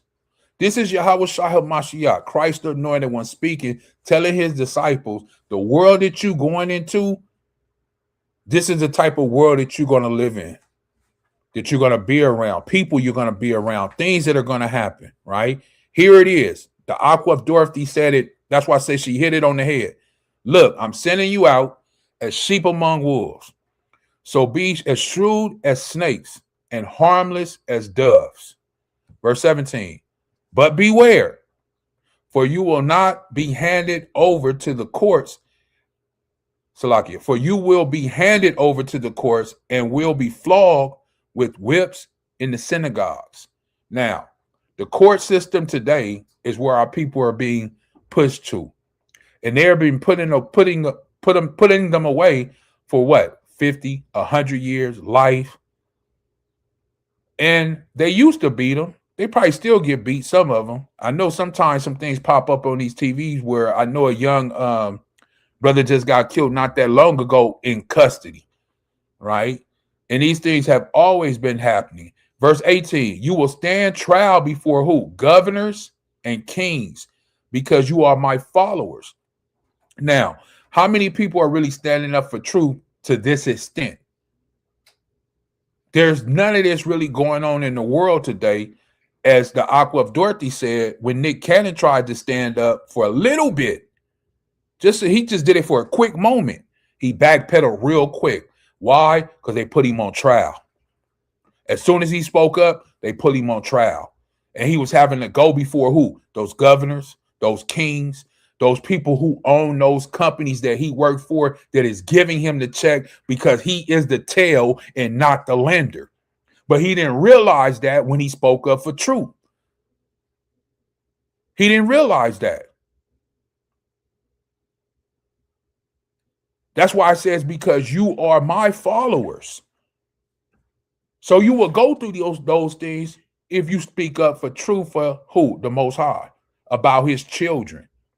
It says in the second part, but this will be your opportunity to tell the rulers and other unbelievers about me. But see, he didn't use that opportunity. He got scared when they pulled that $40 million, $20 million contract. He got scared when he lost Wildin' Out or whatever it is he used to do, the Mass Laugh Singer or whatever that was he had. It wasn't, Salaki, I take that back. It wasn't that he was scared. It was that he was about to lose something, as this title was about, and he wasn't willing to lose it. I wanted to say it's like almost him being in the unknown, because, you know, he came from money, so it's not like he never had money. He wasn't rich. Yeah, he's been doing this since he was a kid. But and his parents. Yeah. So it's not like he knew how to struggle. Right. So when you get all that trying to take it away, it's like, well, you know, right. Never mind, you know, they retract everything. Now, I ask one question as we move forward. Who is one person in the Bible who sacrificed kingdom, rulership, authority, power, gold, diamonds, jewelry, clothes, money? He sacrificed all of that to live as a slave and have nothing. Who sacrificed that in the Bible? Moses. Moses did. See? And if Nick Cannon had that same rakah, the same spirit as Moses did, he would have sacrificed all that. And he would have had the opportunity to stand up, as it says in verse 18, to tell who? Those people the truth. Now, would he have been a martyr? Would they have killed him? Would they have put him in prison? Would he have disappeared? As continue, more than likely. But what a great honor it is to die for the Most High, because you're not really dying. You're just going to sleep. We're going to read it here. Watch. You can't get away from this. Verse 19. When you are arrested, don't worry about how to respond or what to say. The Most High already telling you, you're going to get arrested. You are going to get arrested by the authorities for speaking truth. So know that that's coming. You're going to have interaction with the police.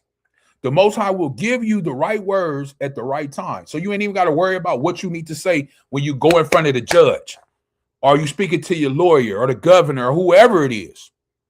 Verse 20. For it is not you who will be speaking, it will be the rakah of your Abba speaking through you, letting us know it's not always you speaking. It is the rakah of the Most High Yahawah speaking for you. Verse 21, a brother will betray his own brother to death. A father will betray his own child. And children will rebel against their parents and cause them to be killed. This is what we're speaking about.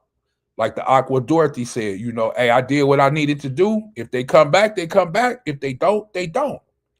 Now, here what it's speaking about in that time of tribulation, you get what I'm saying? Hey, her children, our children, they might get caught up and they say, hey, do you know somebody, you know people that believe? You know, our parents do. They keep the Shabbat every Shabbat. Will they be keeping it tomorrow? They have been keeping it for 20 years. I can kind of guarantee they'll be home. They'll be by themselves. My dad actually does something on the internet. You can see him live. You can catch him. This is what the Bible is telling you. It tells you your own children are going to give you up to be killed. So the Bible is telling you, can you trust your own child? No. Because your child will turn on you. That's what the Bible is telling you. Verse 22, and all people, which it says nation, but nation means people, and all nations will hate you because you are my followers. But everyone who endures to the end will be saved. That's what I just said. You have to endure to the end. Somebody may look at you and say, look at that Ahchathyam over there. Look at that sister. She doing this and she doing that. She ain't righteous. She ain't. But you don't know what that sister's going to be in 5 years, 2 years, 6 months, 6 days. You don't know. A lot of people in my life counted me out a long time ago. Black sheep, this, that, and the third. They never would have thought that I'd be here talking about the word of the Most High. You never know, like she said earlier, you raise up a child in the way to go, and you pray to the Most High YAHAWAH that in the end they don't depart from the faith. But you just don't know. It may be 20 years down the line and they may come back like the prodigal son. He came back. The father saw him. He thought the father was going to be mad. He even said, Father, I'm not worthy. I'm not even worthy to be called your son. The father said, man, I don't even want to hear that. Get him the best robe. Get the ring. Get the everything. Kill the fattest calf. My son is home. See, the son didn't understand what he was coming back home to, but the father understood that he was, just like he told his other son, your brother came back to life. He was once dead, but now he's alive. But see, the son that was actually out there didn't even understand. Even though he came back home, when he came back home, he still didn't all the way understand, but the father did. The son was just coming home because he got humbled by the Most High. He like, I don't have to go through this. My father's rich. I can just go home. So that's why he came home. But see, the father knew that the Most High had brought him back home, and now he was back under what? Protection, under that coverage of what? His father. And now he's alive again. He can prosper again. He can thrive again. You know, that's the moral of that story of the prodigal son. You got something? Go ahead. I was going to say that, yeah, that's in comparison to how the Most High sees us come back. Those rewards that he was able to give him, to show him, right, is the same rewards that we're going to have when we, you know, when you come back, we go back. You go back. You know, and it may not be tangible at that moment, but if you endure to the end, right, then it's there. That's why Paul said that, you know, what is that? Let me see if I can find that. Whole Matthew 10. Let me see. Is that 1 Corinthians? 1 Corinthians chapter 4. I'm trying to see if I could pull this real quick. Let me see.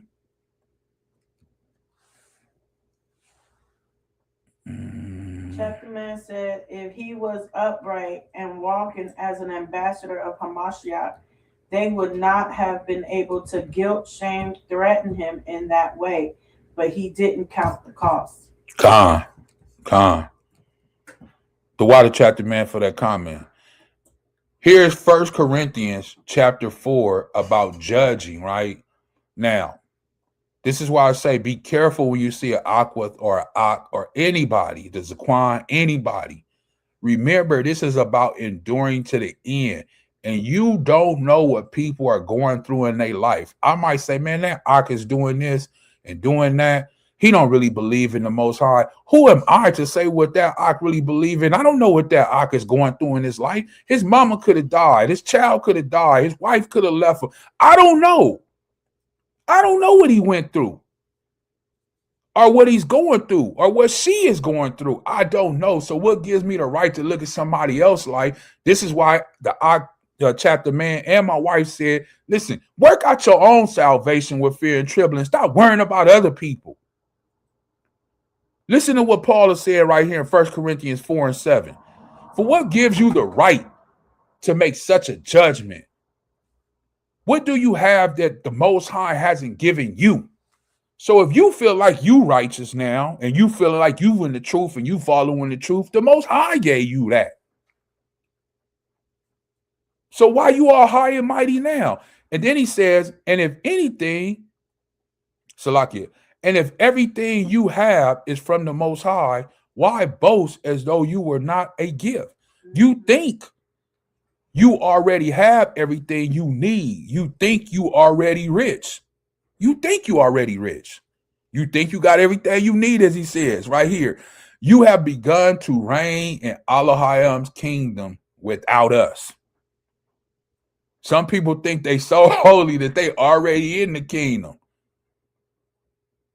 And you just, you so quadash that nobody can talk to you. Nobody is as good as you are. Nobody keeps the commandments like you. Nobody celebrates Shabbat like you. Nobody celebrates Passover like you. No, this is what Paul is saying. You have began to reign in Allah's kingdom without the Most High, without Hamashiach Yahawashi. He says, I wish you really were reigning already, for then we will be reigning with you. Instead, I sometimes think that the Most High has put us apostles on display like prisoners of war at the end of a victory parade or victor's parade, condemned to die. We have become a spectacle to the entire world, to people and Malaks alike. Our dedication to Hamashiach makes us look like fools. That's what people call us. When they make comments about Israelites, look at them. They dressed up like what they call them, cartoon characters. Look like Power Rangers. They speak hate. They hate speech. They hate everybody. They hate Edomite. They hate white people. They hate. That's what they say. This is what Paul is saying. It makes us look like fools because they don't have no understanding. And then the way people do it, listen, but you claim to be wise in Hamashiach. We are weak, but you are so powerful. You are honored, but we are, what is it called? Ridicule, So I just want you to be careful about judging other people in their walk and what they're going through. And I understand that because it took me time to grow into that. When I first came into it, I was so point the finger, but you don't know what each individual in their life is going through and what their walk consists of. Like they always say, and even in the world, you don't know what how does it say? You don't know another person's shoes until you walk a mile in them. So you don't know what people are going through. I don't know the hurt. I don't know the pain. I don't know the suffering that somebody may be going through. But as long as they show and they tell me that they believe in the Most High Yahweh, they believe in Hamashiach Yahawashi, and they say, I ain't throwing in the towel. I may be going through something right now. I may be down right now. I may be struggling, but I still believe in the Most High. I still believe in his only begotten son. Because half of it is what? Having what? You got to have what first? Got to have faith. If you don't have the faith, then you ain't even at the starting point. That's what the Bible says. First, you will be a what? A hearer and then a doer. So first you got to hear, you got to have the faith, and then you be a doer. It's a process. And in that process, you don't know what people are going through. So just be careful about that. But let's get back to this as we wrap up. Matthew 10. I believe I left off at what verse? 19? 21. The water. So Matthew 10 and 22, as we getting ready, we're trying to reel it in and wrap it up. So it says, and all nations will hate you because you are my followers. But everyone who endures to the end will be saved. So endure to the end, Ahchyam and Ahchathyam, my brothers and sisters, scattered to the four corners of the earth. Verse 23. When you are persecuted in one town, flee to the next. Right? So Hamashiach Yahushua is telling you, don't stay there. Okay? If they chasing you down in California, go to Oregon. They chasing you in Oregon, go to Texas. If they coming after you in Texas, go to Florida. Why do you think the apostles moved around so much? Don't just stay there. It says right here in the Bible, flee. Go to the next city. I tell you the truth, the Son of Man will return before you have reached all the towns of Israel. Basically, before you go over everywhere in the world where there's nowhere else to run to, he telling you, I'm going to send my son back before you could do all that. So you got plenty of places to go to and run to, okay? Verse 24, students are not greater than their teacher, and slaves are not greater than their master. Students are like their teacher, and slaves are to be like their masters. And since I, the master, or Adawan, Hamashiach Yahushai, of the household, have been called the prince of demons, the members in the King James just say Beelzebub, the members of my household will be called even worse names. So if they call Hamashiach Yahushai Beelzebub and they call him a demon, what do you think they're going to call you? What do you think they're going to say about you? Verse 26, it says, but don't be afraid of those who threaten you, for the time is coming when everything that is covered will be revealed. Meaning all of the lies, all of the things that they have done in this world, it will be revealed. They still going in. And all that is secret will be made known to all. So everything that's secret, everything that happened, everything that's swept under the rug in this world, it'll be made known to all, it says in the Bible, to everyone. Verse 27, what I tell you now in darkness, shout out broad when daybreak comes. What I whisper in your ear, shout from the housetops for all to hear. This is where you must go out and preach the gospel. You must tell people about the gospel. Yes, you're going to lose things. Yes, you're going to lose loved ones. The Bible says, verse 28, don't be afraid of those who want to kill your body. They cannot touch your soul. They can't touch the Rakah. Fear only the Most High, who can destroy both the soul and the Rakah in where? Gehenna, or Sha'al in the Hebrew, in hell. Verse 29, what is the price of 2 sparrows, 1 copper coin? But not a single sparrow can fall to the ground without your Father knowing it. The Most High gives the decree for death, even for animals and humans alike. Verse 30, and the very hairs on your head are all numbered. So don't be afraid. You who are valuable to the Most High, than a whole flock of sparrows. So the Bible is trying to tell you, you're a very valuable possession to the Most High Yahweh and his only begotten Son, Hamashiach Yahushai. Don't think that you're something less. You know, a lot of people get into depression and things like that, and you don't think that you're worthy. You don't think that you this or you that. You are very valuable. When something is valuable, it's precious. So you are very precious and valuable to who? The Most High and his only begotten Son, Hamashiach Yahushai.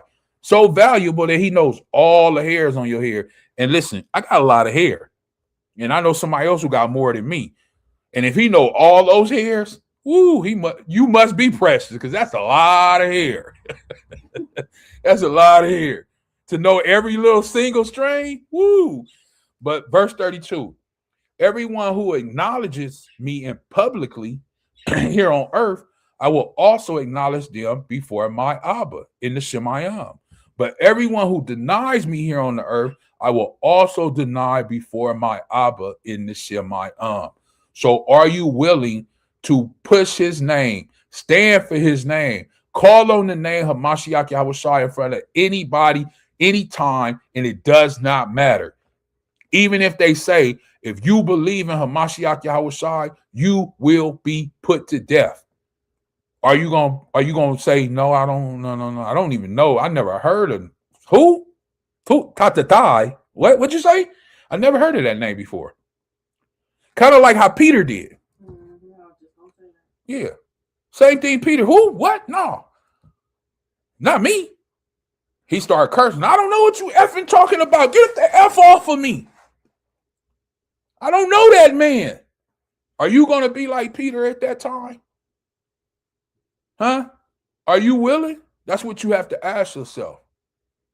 See, a lot of people say they will, but when the time comes, they're going to buckle and run. They're going to buckle and run. You know, a lot of people talk that talk, but when it comes to the walk, are you really going to stand up? Verse 34, he says, don't imagine that I came to bring peace on the earth. I came not to bring peace, but a sword. I have come to set a man against his father, a daughter against her mother, and a daughter-in-law against her mother-in-law. So he brought separation. Why? Why is it said, I have come to set a man against his father, or the daughter against her mother? Because the daughter might believe and the mother don't believe, or the mother might believe in the Most High, Hamashiach Yahushai, and the daughter don't believe, and vice versa. It says in verse 36, your enemies will be right in your own household. So like the Aqua of Dorothy just said earlier, when she was raising her children, they was mad at her, you know, and like she told them, oh, well, you're not watching that stuff in this house. You're not doing this in that house. You're not doing this in my house, right? So her enemies at that time were right in her household. She was fighting against her own children in her house because they wanted to do opposite of what she was doing, which goes into right here, Matthew 10 and 35, the daughter against her mother, right? Same thing. This is why the Bible says your enemies will be right in your own household. Because you believe in the truth, but your child don't. Or the child believe in the truth and the parents don't. It says in verse 37, if you love your father or mother more than you love me, you are not worthy of being mine. So Hamashiach Yahushua is letting you know. Why? Because some people love their children more or their parents more than they actually love him. Did you know that? I don't know if you knew that, but if you did know that, here it is here, Matthew 10 and 37. If you love your father or mother more than you love me, speaking to the child, you are not worthy of being mine. Or if you love your son, speaking to the parents now, if you love your son or your daughter more than you love me, you are not worthy of being mine. So you can't put any of those over Hamashiach Yahushua and the Father, of course. Verse 38, if you refuse to take up your cross and follow me, you are not worthy of being mine. These are stipulations. These are stipulations in the contract. He's telling you. These are things that he's going to look through in your life when it comes to you and your children, or you and how you deal with the children and the children deal with you. These are things that he's going to look through. Situations. Did you love them more? Did you love me and you allowed this? Or did you stand for me in righteousness and say, no, I'm not going to allow this? Vice versa. Verse 39, if you cling to your life, you will lose it. What does that mean?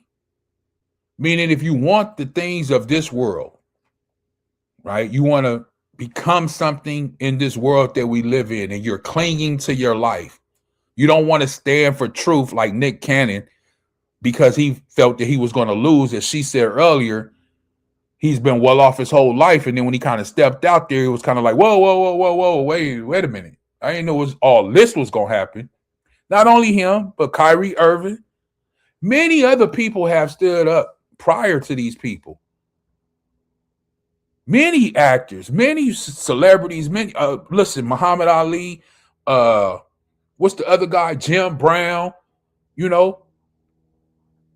But all of these people got pushed and banned and you know, in certain things. And then they make them look like they what? They crazy. They speak a lot of hate. They're not really, you know, they don't really love. And this is what they portray. And then people start to hate. Believe me, listen, Malcolm X is just popular now when people walk around with an X shirt on. In the 60s, he wasn't popular. They were on national TV saying that he was what? Preaching hate, that he hate white people. That's what they were preaching. And they always used to ask them, why can't you just be more like Martin Luther King? That's because he was more violent. Yeah, he told more of the truth. He said, hey, we need to work on our people first before we want to be together with other people. These are people that's beating us. But see, Martin wasn't talking like that. Martin was like, can't we all just, you know, get along? We want to be together. Kumbaya. No, let me stop. Anyway, 39. If you cling to your life, you will lose it. But if you give up your life for me, meaning you sacrifice your life, as Romans 12 and 1 speaks about, right? We read it that earlier. We went over that. If you give up your life for me, you sacrifice your life for Hamashiach Yahushai, it says you will find it. You will finally understand what this life is really about. Are you going to take a lot of losses? Yes, you are. Are you going to lose family members? Yes, you are. I'm not going to lie to you. Are you going to lose children? Possibility. Like the Aunt Dorothy said, like my wife said, you know, all we can do is raise them up in the way. Hopefully in the end, they don't depart. But like from the prodigal son in the book of Luke, he came back. So if the Most High wants you to come back to the truth, you will come back. Just like Abraham had to sacrifice who? Isaac. Just like Jacob had to fight with who? The Malak. They all had to do something and go through something. But they all prevailed. Abraham did it. All the trials, tribulation, and things that were in the way for him not to succeed, to do it, he did it. But if he had loved his son more, there would not be a nation. Well, I can't say it wouldn't be a nation because the Most High would have still did it with somebody else.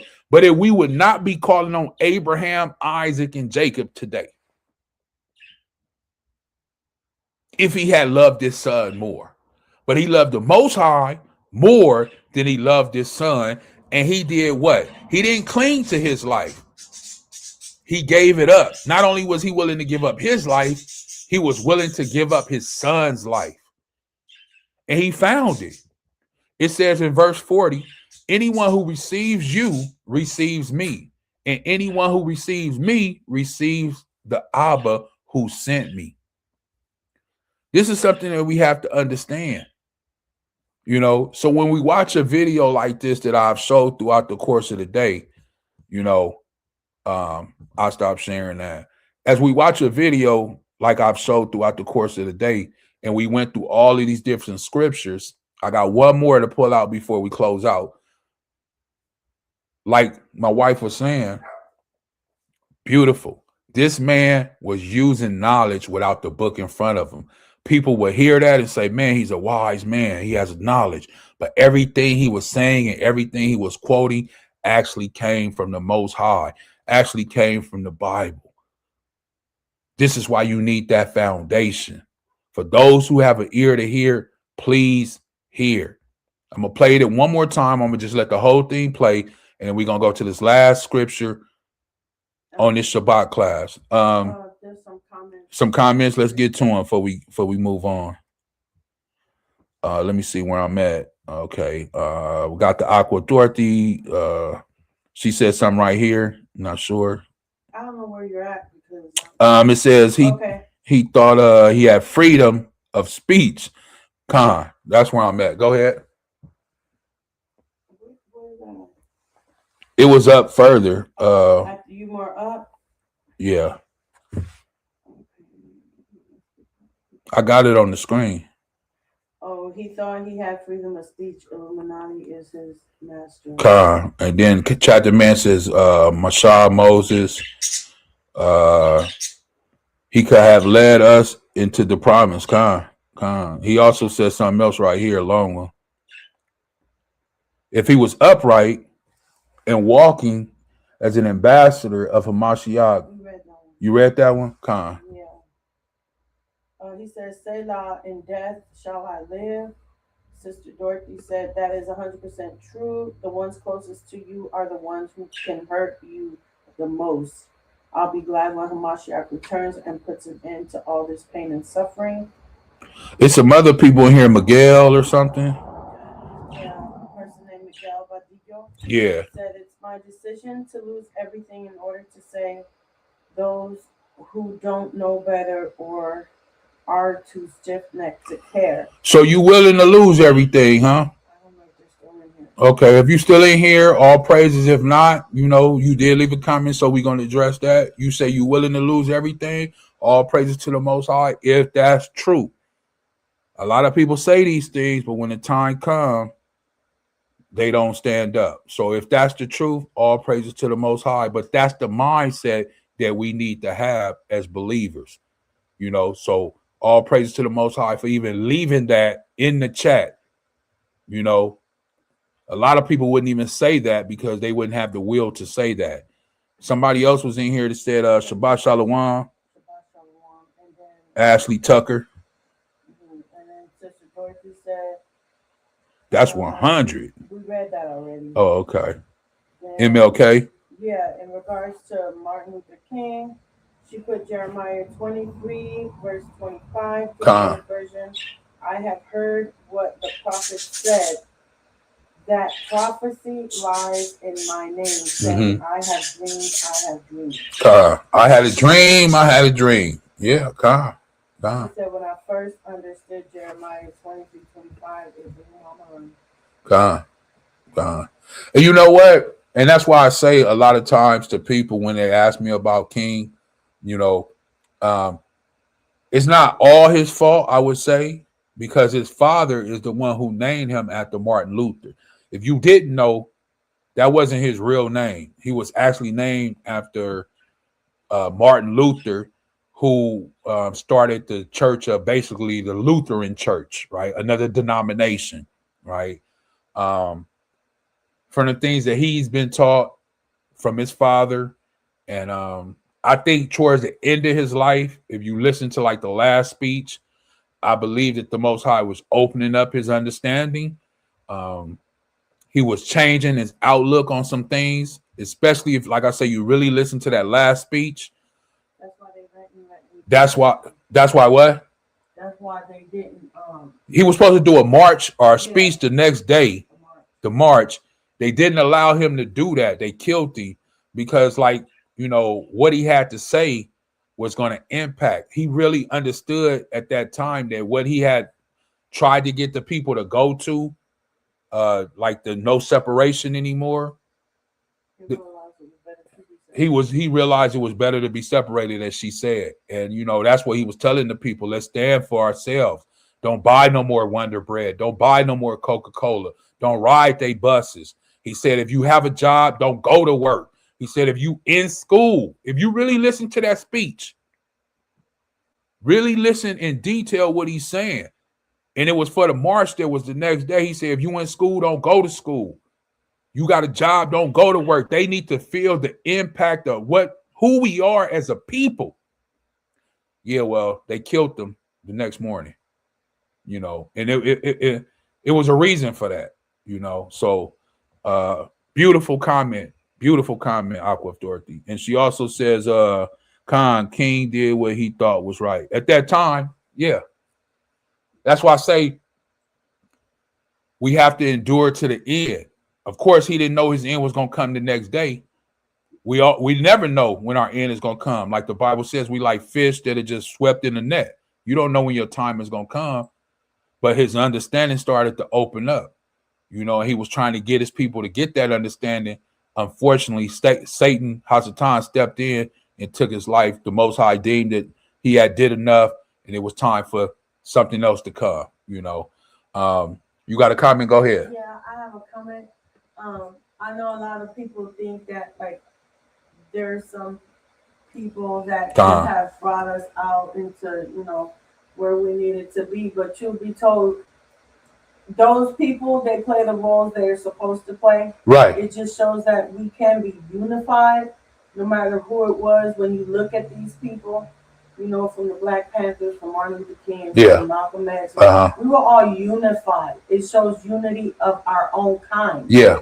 But could there be someone that would be to deliver us? No, not no man. No deliverer but Hamashiach Yahushua. Right. Right. So you have to take heed and understand that even when we see things in our lifetimes now, that people come together, and you have to really sit back and think from a biblical perspective. Is this what the Most High is truly doing? Or is this something that men are doing? Well, see, because we are to be for our own kind of people. You have to understand, Christians are the ones that be like, love everyone, come together. And that's what you see out there in the street. Mm-hmm. Everybody coming together as a whole, trying to be unified as one. And that's not how it is. Well, the first thing I would say is what you said and what the Aqua of Dorothy said. He thought what he was doing was right. But not only that, he had been misled himself. Mm-hmm. And anytime, this is the problem, anytime you follow man and not the Most High, there lies the issue. Those people, even though we were unified, even though those people were there, they follow who? Man. They was following King. They wasn't following the Most High. Because if they was following the Most High and they knew the word of the Most High, it tells you don't learn the ways of the other people. It tells you that, of the other nations. Leviticus 18, you know, and many other places in the Bible. So I don't want to say he didn't know the Bible, but he wasn't going directly from the word of the Most High. He had his own agenda that was being pushed by other people, you know, and that's what the Aqua said right here in her comment that, you know, it was the wrong way. He thought he was doing right, but it was wrong, you know. So, Khan, the Aqua of Dorothy said Khan, Ashley Tucker said Khan. So, I'm going to play the whole video one more time. I'm going to let it play all the way through, and then we're going to go. If you have your Bibles and you want to go there and get ready, we're going to be going to Mark 10. That's where I'm going to close out at, Mark 10. Let me get the video up, and I'll show it one more time for those that didn't see it or maybe tuning in late. Here it is, right? All the things we talked about today. The humanity out of you. To not be human. Right. That's the demon. The demon. This idea of calling a black human being a slave is the crime to begin with. I'm controlled by your system. Let me I know the truth, but let me not speak it right now. Nah, because I can't. I got to feed my family. Right. Now, feeding your family is way more important than speaking the truth to a people that's going to treat you like they did Dr. King. Mm. If there was a reward to speaking truth, more people would. The true human resource is the mind. Mm. We never lost our lands. We lost our minds. Ooh. We never lost land. The land is still there. Yashua. We don't have the mind to go get it. We didn't lose our land. We lost our mind. What we are discussing is not in books. Knowledge like this, awareness like this comes from within. Trust your ancestors. Mm. You have to become your ancestors in order to know them. Wow. There's a saying that says that in a society that is based on lies, you can do anything. So yeah, we're in a situation where the simplest things like peace, love, unity, joy, simple stuff. Simple. Easy concepts that everyone wants. That everyone wants and understands. You can't have it in a colonial situation. In fact, colonialism its presence is stepping on those things. Absolutely. Okay, so we can't have that. But now, you mentioned God. Anything you give a God is good for a God. Who? Your nature.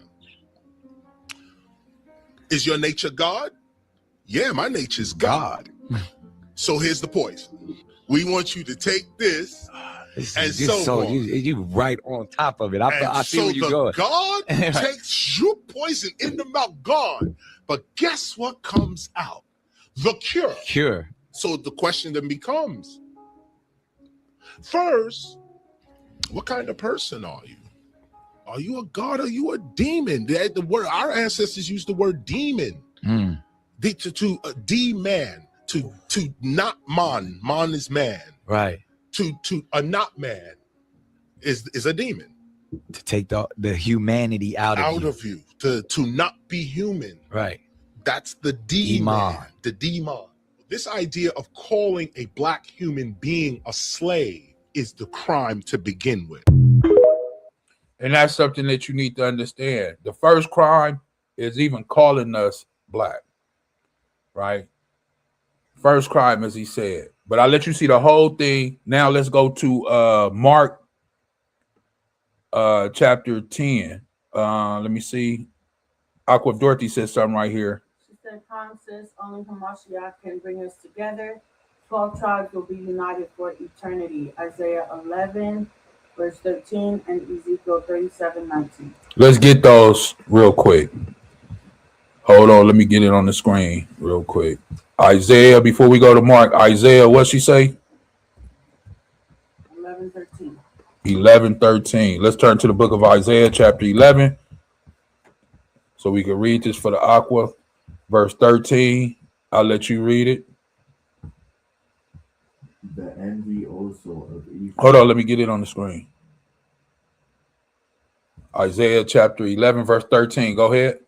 The envy also of Ephraim shall depart, and the adversaries of Judah shall be cut off. Ephraim shall not envy Judah, and Judah shall not vex Ephraim. All praises. All praises. A lot of people don't even know that Ephraim was the head tribe. If you didn't know, Ephraim was the head tribe of Israel, right? And of course, Judah is the southern kingdom, you know. So there will not be that animosity. There won't be anything, you know, as it's saying, the two sticks shall be put together, you know, for those who know. And what was the other one? She had another one in there. Ezekiel 37:19. Ezekiel 37. Let's go here. And she wanted verse 19. So let's get that. I'll read this one. Not unless you want to get it. You want to get it?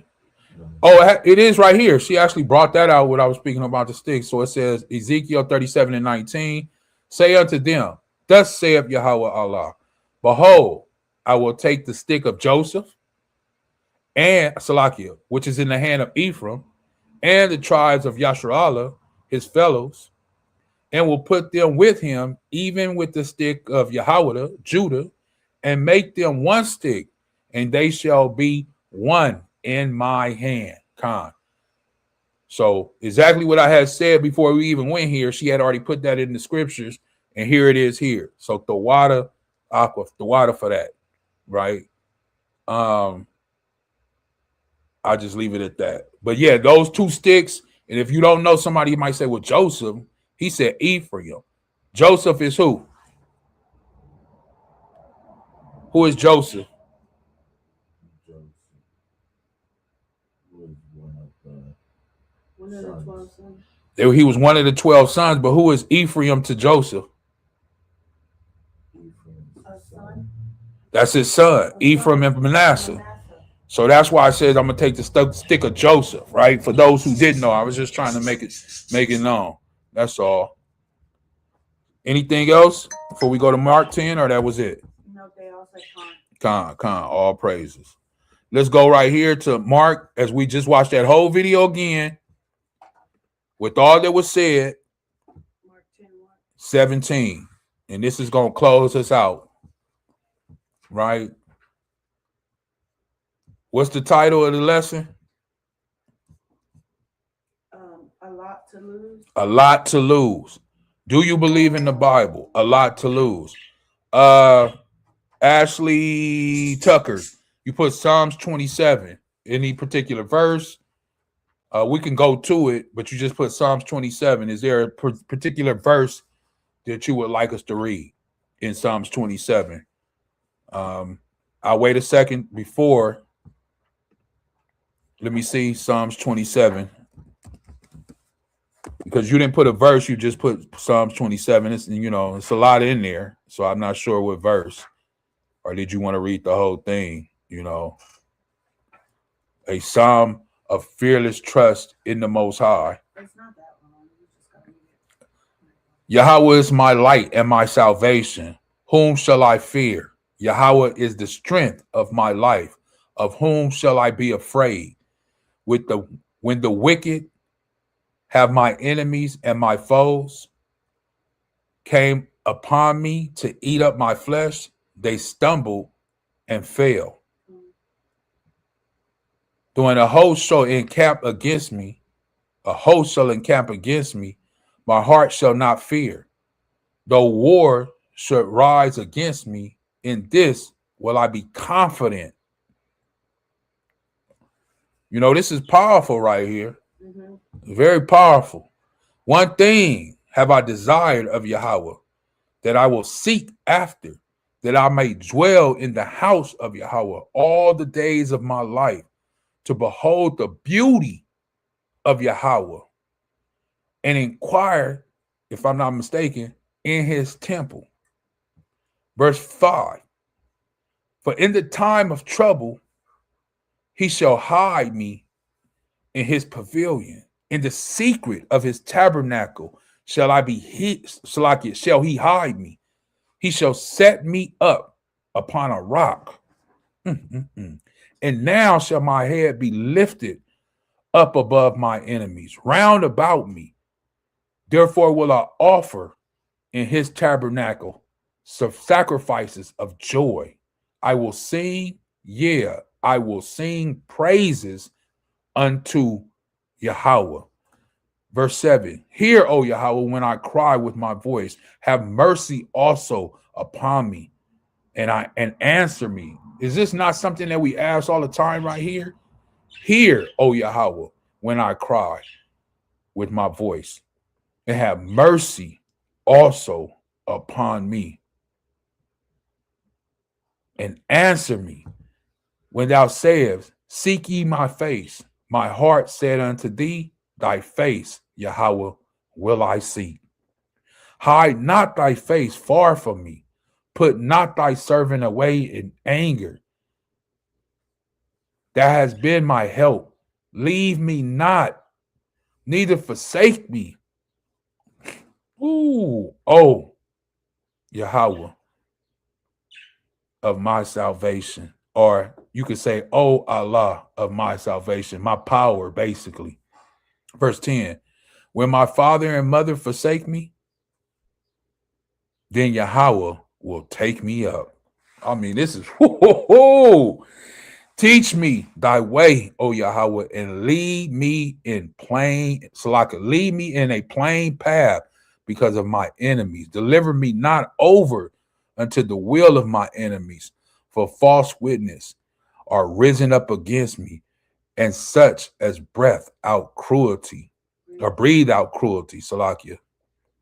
I have fainted unless I have believed to see the goodness of Yahweh in the land of the living. Wait on Yahweh. Be of good courage, and he shall strengthen thy heart. Wait, I say, on Yahweh. The water for that, Ashley Tucker. The water for that. That was powerful, very powerful. It didn't need to be a verse. It need to all be read. So the water for that one, that was powerful. Chapter Man said, these are the songs of Psalms we should meditate and ruminate on. Con. Yeah. I hope you still in there. Ashley Tucker, like I said, that was powerful. Chapter Man, the water for this. And then you said Khan. And then they still in there. Hallelujah. All praises to the Most High. Khan. Very powerful. The water. It didn't need a verse. It all need to be read. Khan. So with that video, with what we had just been said in Psalms, let's go to Mark 10 and we'll wrap it all up. Mark 10 and 17. Let me pull it on the screen. And then we'll be wrapping it up after that. Mark 10 and verse 17. Here we go. Now, for those who know, all praises. For those who don't know, let's tune in. The title on here, it says, The Rich Young Ruler. So we have a young guy that's rich, and he's a ruler of some type of authority, right? Here it is. With all that we spoke about today, once again, what's the title of the lesson? A lot to lose. Do you believe in the Bible? A lot to lose. Now, here we go. Mark 10, this rich ruler. And when he was going forth into his way, there came one running and kneeled to him and asked him, good master, what shall I do that I may inherit eternal life? So this is the conversation. Everybody's wanting the kingdom, heaven, eternal life. Here it is. And Yahawaah saith unto him, why callest thou me good? There is none good but one. That is the Most High, Yahweh, the Father, right? Verse 19, he goes into, he says, thou knowest the commandments. Do not commit adultery. Do not kill. Do not steal. Do not bear false witness. Defraud not. Honor thy father and mother. Verse 20 says, and he answered and said unto him, Master, Adawan, all these have I observed from my youth. So all those commandments, he said, I do all those. I keep all those commands. Then Yahawaah, beholding him, loved him. Meaning, when he looked at him, he felt what on him? What did he feel? I know it says love him, but what did he actually feel? When he looked at, he was very zealous. And when you see another Akka, you see a brother or a sister Aqua that is very zealous, and they're asking you these questions, and you're telling them this, and they're like, I do all those things. I do all those things. They're very zealous.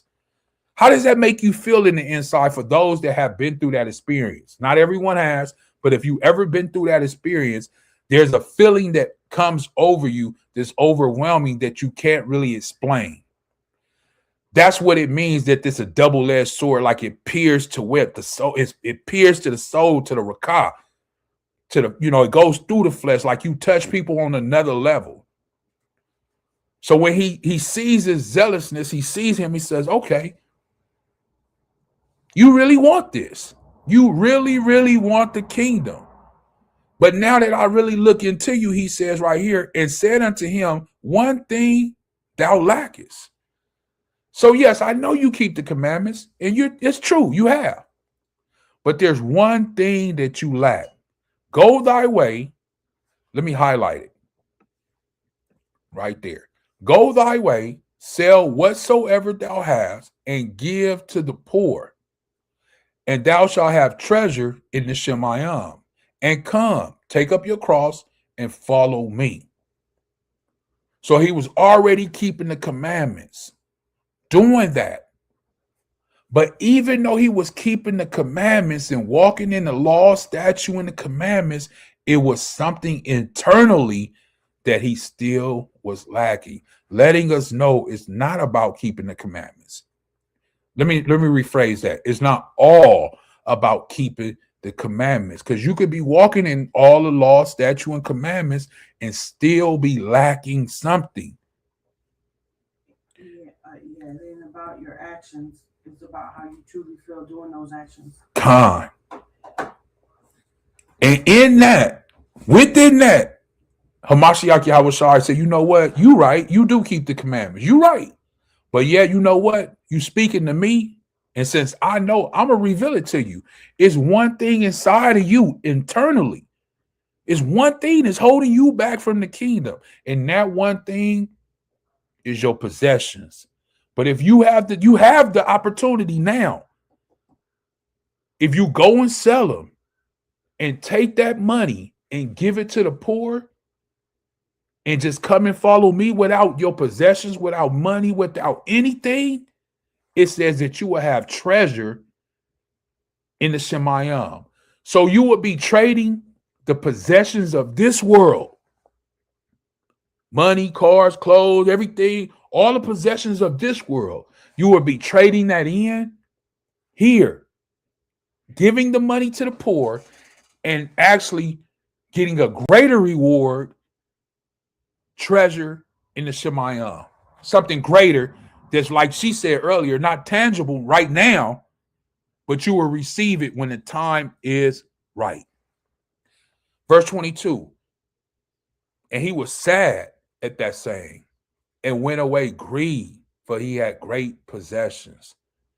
See, Hamashiach Yahushai looked through him. He saw, yeah, you zealous just because you got to keep this law. Just because certain things that is being said, you feel like, okay, I keep those, I'm good. But what we learn here is not, as she said, it's not about the action, but it's about the what?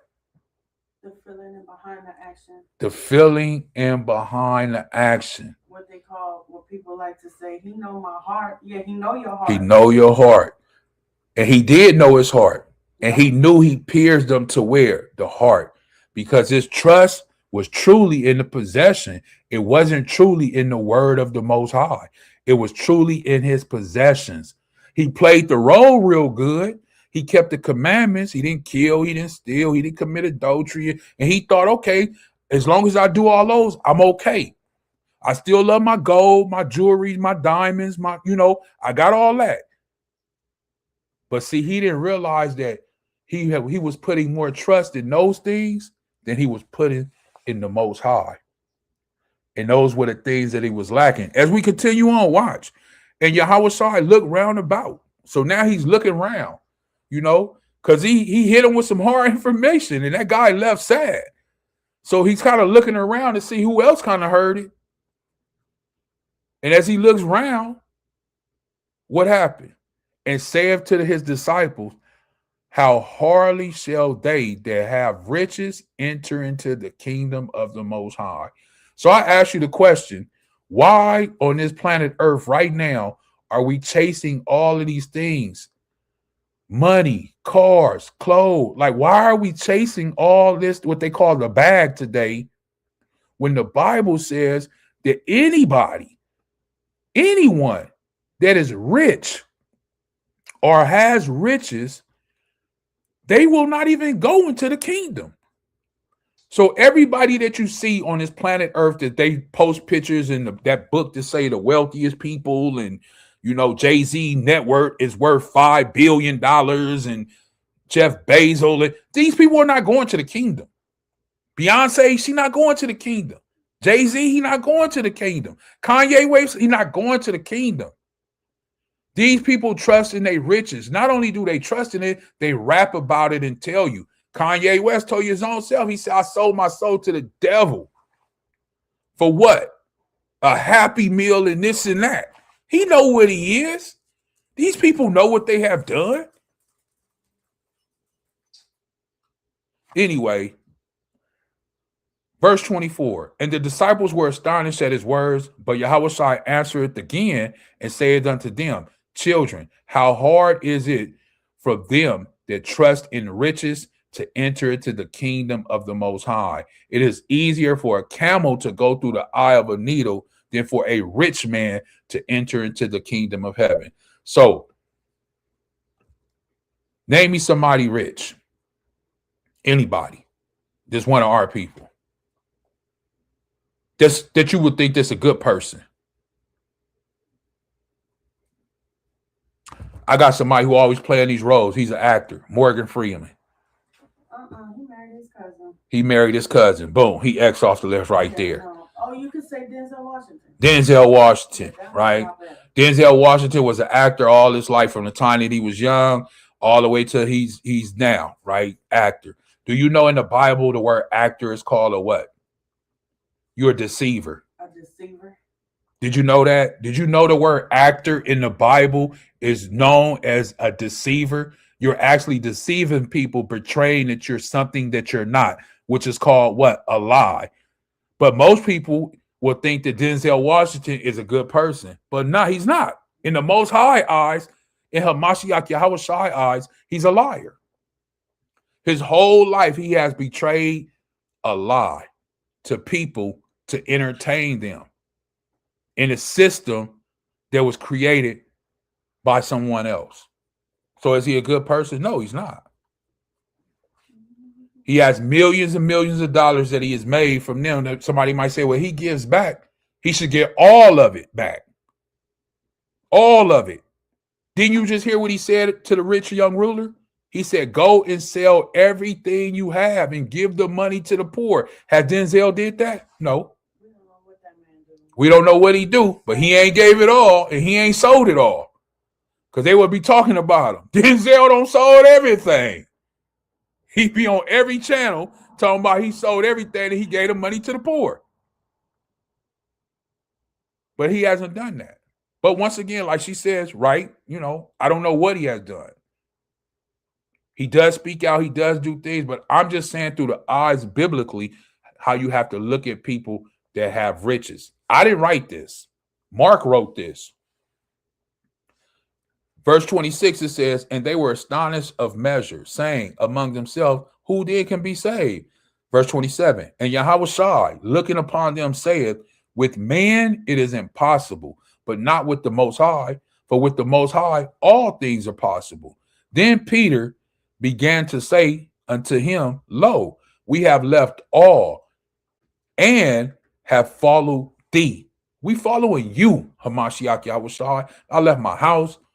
They didn't have cars then. Maybe a horse, my wife, And Yahushua answered and said, truly, I say unto you, there is no man that has left what? House, or his brethren, or his sisters, or father, or mother, or wife, or children, or lands for my sake and the gospel. Meaning if you have left any of these things for his name's sake and the gospel, verse 30 says, but he shall receive 100-fold.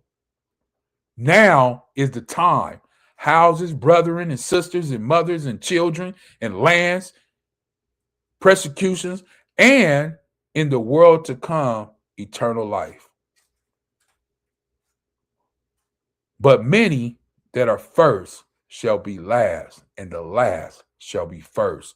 So the people that you see today that are first, getting all glory, getting set up on pedestals, those people are going to be last. Those people are going to be last, So I'm going to stop right there.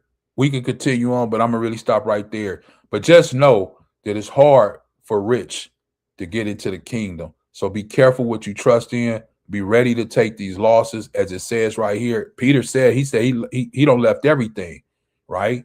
He tell you, we left everything and we follow you. That's what Peter said, 28. And YAHAWAH, our king, our brother, he tells us, hey, if you lost your house, you lost your child, your son, your daughter, if you leave them, or it was a separation like we read earlier in Matthew 10, one believed but didn't, and y'all separated because y'all was enemies because you believe but your child didn't believe, or vice versa. Whatever happened, he's telling you with all those things in verse 30, Mark 10 and 30, you shall receive 100-fold. Because he know these things are going to happen. It's going to be a line drawn in the sand. That's what happens. You're going to lose some things. So when you sign up for this, I don't want to say sign up, but when you are chosen to be called to this, know you're going to lose some things. You might lose a lot of things, like Job. But one thing Job never did, one thing Mark never did, one thing Peter never did, they never threw in the towel. They kept fighting even to the day of their death, and they knew they was about to be killed. Just like Hamashiach Yahushua knew he was about to be killed. He prayed on it. Father, Abba, let this cup pass. But nevertheless, your will, when he turned around, there they was. He like, okay, it's your will. He knew it was coming. That's what I want to say before I close out. Just know, when you stand up for this truth, just know that it's coming. And they're going to test you. And if you get out the way quick, like the Aqua Dorothy said, he backpedaled real quick, you be sitting on the sideline, not speaking no truth, just doing what he doing. But if you want to speak for this truth, you want to stand up for the truth, just know that thing, it can come at any time. You're going to take losses. you know. So I just wanted to say that. Let's see if anything in the chat before we go. Sister Dorothy said Jeremiah 17:9, King James Version. The heart is deceitful above all things and desperately wicked. Who can know it? Oh, No one but yeah. the Most High. Jeremiah 17. Hold on. Jeremiah 17. I put 9. Jeremiah 17 real quick. But before we get to 9, let's read this real quick. The water aqua Dorothy. I'm going to read verse 5. She put 9, but I want to read 5 real quick. Thus saith Yahawah, Jeremiah 17:5. Cursed be the man that trusteth in man, and maketh flesh his arm, and whose heart departed from Yahawah. Once again, do not trust in man. I can't keep emphasizing on that. And as she put 17:9, look, and whose heart departed from Yahawah. Verse 7, Barak is the man that trusted in Yahawah, whose hope Yahawah is. Then it goes on to tell you, for he shall be like a tree. This is why I have my thing behind me, if you can see it. Our logo, the tree, with the Bible, and that's why I say 12 for the 12 tribes of Israel, with the word, which is the Bible, at the bottom of the tree. It says, for he shall be like a tree planted by the waters, and that spreadeth out her roots by the river, that living water, and shall not see when heat cometh. That heat ain't gonna bother him. That tribulation ain't gonna bother him. That death ain't gonna bother him. Ain't nothing gonna bother him, because he's like a tree planted by that river of that living water. But her leaf shall be green. When something is green, it's what? It's sowing, it's prospering, it's flourishing. And shall not be careful in the year of drought. We're not going to worry about the drought. That water, that living water, going to always be there. He said, for who's thirsty or thirst, come thirsty. You'll never be thirsty again. Ain't that what he told the woman at the well? She said, woo, what kind of water is that? Neither shall cease ye from yielding fruit. You will always be giving what? Fruit. We know you will know them by their fruit. We know the Bible speaks about fruit. So you will always be yielding fruit when you're what? When you put your trust in the Most High, you plant it in the Most High, you will be like a tree. And then verse 9, as the Aqua put, the heart is deceitful above all things and desperately wicked. Who can know it? Verse 10, he says, I, Yahawah, he searched the heart. He searches the heart. I try the reins, even to give every man according to his way and according to the fruit of his doings. All praises be for that one. You know, and remember earlier I spoke about the heart it could be used as what? The mind. You know, so as it says, the heart is deceitful above all things. You got to think about what heart? That mind, them thoughts, the things that you think about. Are you serving the most? As she just said, my wife said just a second ago, how are you serving the Most High? Are you serving him joyfully, gladly? You got to think about that. Are you happy to be here on the Shabbat day in the live, you know? Is it a joyful thing for you? All praises be to the Most High if it is, you know, all praises. What was the other one? It's all vanity. They sold their souls to the devil. Shake my head. Used to think Oprah was good and Denzel. Chapter 9 said Khan. So she Dorothy said that. Oh no, she said she used to think Oprah Winfrey. Good. Yes. Goodness Oprah gracious. Winfrey and Denzel was good. Yeah. Chapter 9 said Khan. Sister Dorothy said they are professional liars. Khan. Ashley Tucker said actors and lawyers. Actors and lawyers, Khan. Chapter Man said count it all joy. Mariana Pascal said never thought Oprah was good. She got wicked eyes. Chapter 9 said greater is to come and connected to the source. Khan. The water for all those comments. The water for all those. Those are beautiful, beautiful, beautiful. You know.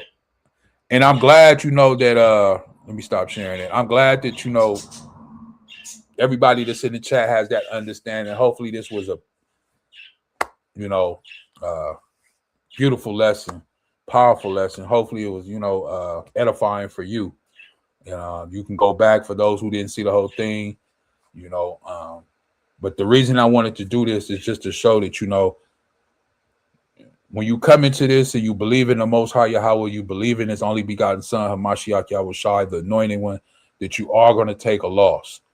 There's going to be a separation. We see it all the way from the book of Genesis, from Revelation. You know, there was a separation with Adam. Adam, when he got kicked out the garden, they separated from who? Cain. Cain went one way. Adam and his children went another way. There was a separation. Abraham, there was a separation. He had to leave all of his family and separate, right? He even had to separate from Lot. So there's always that type of separation throughout the Bible. Because why? When he created the world, he created some vessels for honor and he created some vessels for dishonor. We never know which one are honor and which one are dishonor. We don't know. But that's just what he chose. But if you are a vessel with honor and you feel that you are, all praises to the Most High, endure to the end. Don't throw in the towel. As I leave, I'm gonna close with this one. I know that I said this, that was the last one. Let's leave with this one. 1 Timothy chapter 6. And that's it. That's the last one I'm gonna pull. This is the closeout of the day. 1 Timothy 6. Let me get, I think it's gonna be like around 7. Let me see. Yeah, I want to start at 7. Here it is. 1 Timothy chapter 6, verse 7. Right.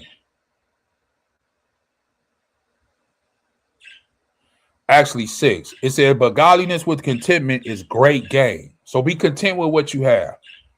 You know, whatever you have, just be content with it. I know it's hard because in this world push you on more and more and more. Believe me, I've been that person.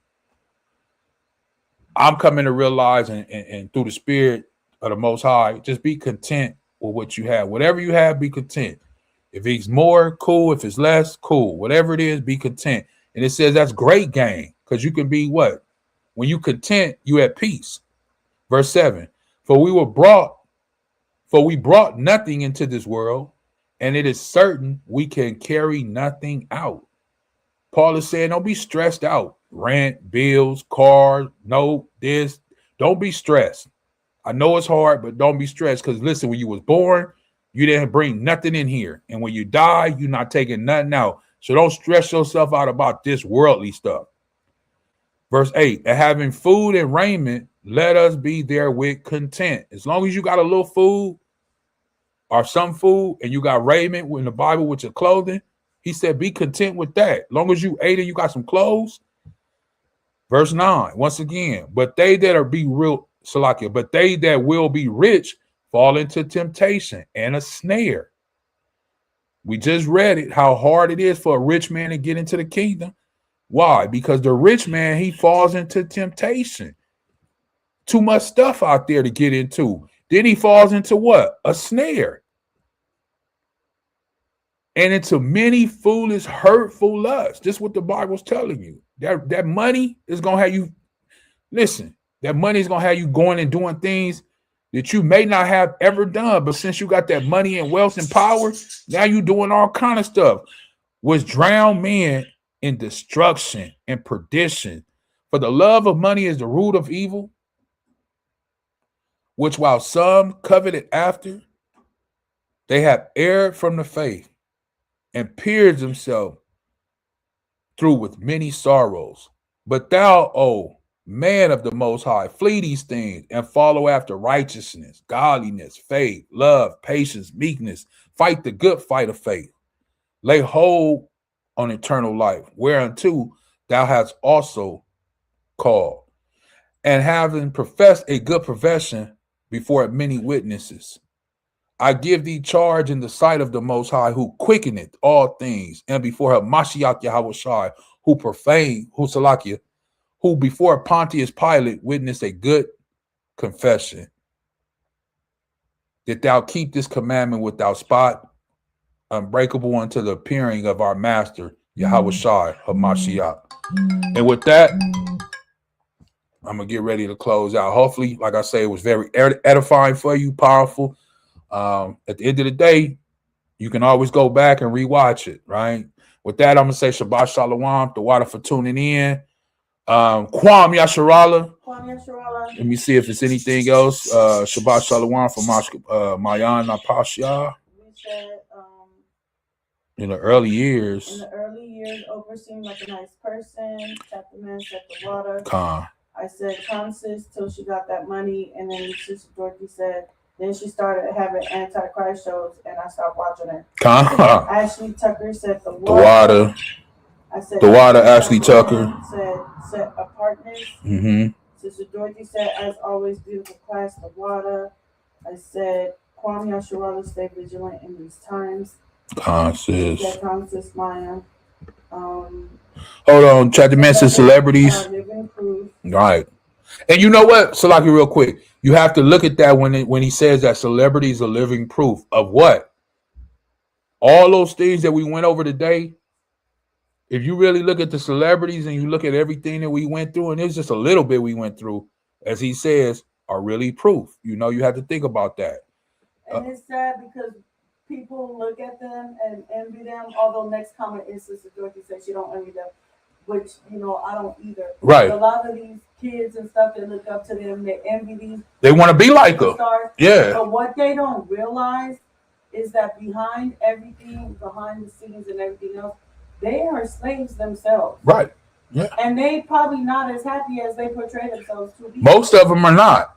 I'm not gonna say all of them, but most of them are not. They're very unhappy. So yeah, you know, the next comment from Aqua Dorothy says, I'm not impressed with how these celebrities live. Nor do I envy those in power. I don't like their character. Don't like their character. And Ashley Tucker said Torah Rabbah and the water. Torah Rabbah, the water. You know, those powerful things, and it's important that they not only you know, I want to say something to the chat. The water for everybody that's in the chat. You know, it's important that we show these things when you guys put these comments in the chat. So for people that are not here at a later time, they may see these videos. And you guys, whether you believe it or not, you may tune in and you say, oh, I wonder what the lesson or what the teaching or whatever. Whether you realize it or not, you guys are part of the lesson. You guys put input into the lesson, and other people see that. Like the Aqua Dorothy put the scripture she had just put with Jeremiah 17. I'm not sure. It says Ashley Tucker, but I don't know if that's, you know, Aqua or Aqua, but you know, they put the Psalms 27 in there, which was powerful. They really, you know, just blossomed in the lesson, you know. Chat the man put things in there, you know, so many things that are put within the lesson that we put on the screen and then we go to them, you know, it's just amplifying the lesson. So I want you to know that you are part of this too. It's a brotherhood, you know, a sisterhood. You are part of this. So yeah, you might look into this and click on the channel and be like, oh, I want to see what, you know, the YAHAWAH got going today, or look at his lesson. But when you click on this and you put into the chat, you know that you are part of this lesson. Those people that watch this, they gonna know that the Aqua of Dorothy, the sister Dorothy, she put that in Jeremiah 17, you know. And then they may say the water for putting that in, Aqua, and vice versa to chat the man. Go ahead, you have something? Yeah, Sister Dorothy said, especially the famous black women, very angry women. And then Ashley Tucker said, the Most High took me out of the entertainment industry. It's very real to follow YAHAWAH Shalawam. That's my testimony. And then Sister Dorothy said, that's the spirit. And Chapter Man said, all praise. All praise. You see what I'm saying? Right here, just right here, as we closing out, just right here, the Aqua Door, especially from those famous black women, very angry women. Right now, this is a sister a woman speaking about other women and how the view of it is. So maybe it might make another aqua with another sister look at those things or kind of go and do some research and say, well, wait a minute, what is it that aqua is seeing that I don't see? Not saying that they could have the same view, but it may enlighten someone. The person right here, Ashley Tucker. Now you giving a testimony, somebody else that may watch this a day from now, 6 months from now, a year from now, 6 years from now, 60 years from now, if it's still there. They see, it says right here that the Most High took me out of the entertainment industry. It's very will to follow Yahawah. You see what I'm saying? Like, these things are important for the people that it goes out to, and even that you share it to see these comments. So I just want you to know that I appreciate it. And I just want you to know you're a part of this. This is why it's so important to kind of go over these things and show the comments, right? And like they said, this is my testimony right here. All praises. Aqua Dorothy said that's the Rakah. God. Chapter Man said all praises to the Most High. And with that, it's my answer is called Allah Yahawah for delivering you from the entertainment industry. All praises to the Most High. And that's for anybody out there. Like I said, a lot of people don't know actor is a liar. It's a deceiver. You have children, they start them off young in them little plays and things like that. Oh, can you want to be in the play? We're going to have you acting this, what is that? Lincoln, They're going to have you playing YAHAWAH in the major. Yeah, they might have you playing YAHAWAH, she said, as a little baby in the major. You better not be in no play like that. A Christmas song. You better run. Anyway, with that being said, like I say, Shabbat Shalawam, the water for everybody tuning in. It was a beautiful lesson. Make sure you tune in Tuesdays, Wednesdays, 10 a.m. We do those lessons. And then if not, I'll see you on the next Shabbat, Yahawah willing. And like I say, hopefully it was edifying. Kwam Yasharala to all of Ahchyam and Ahchathyam, 4 corners of the earth. That's it. We're going to close out. Nobody else has anything? You got something? So with that, we're going to close out. Get you something to eat. Put your feet up. Crack your toes. Enjoy your rest day. And Shabbat Shalawam. Let me see. Ashley Tucker said, all praise to the Most High. Sis, Khan. And then Aqua Dorothy says, Shalawam, Khan. And Chapter Man, he put the praise his hands. With that, Kwam Yasharala, see you on the next live lesson.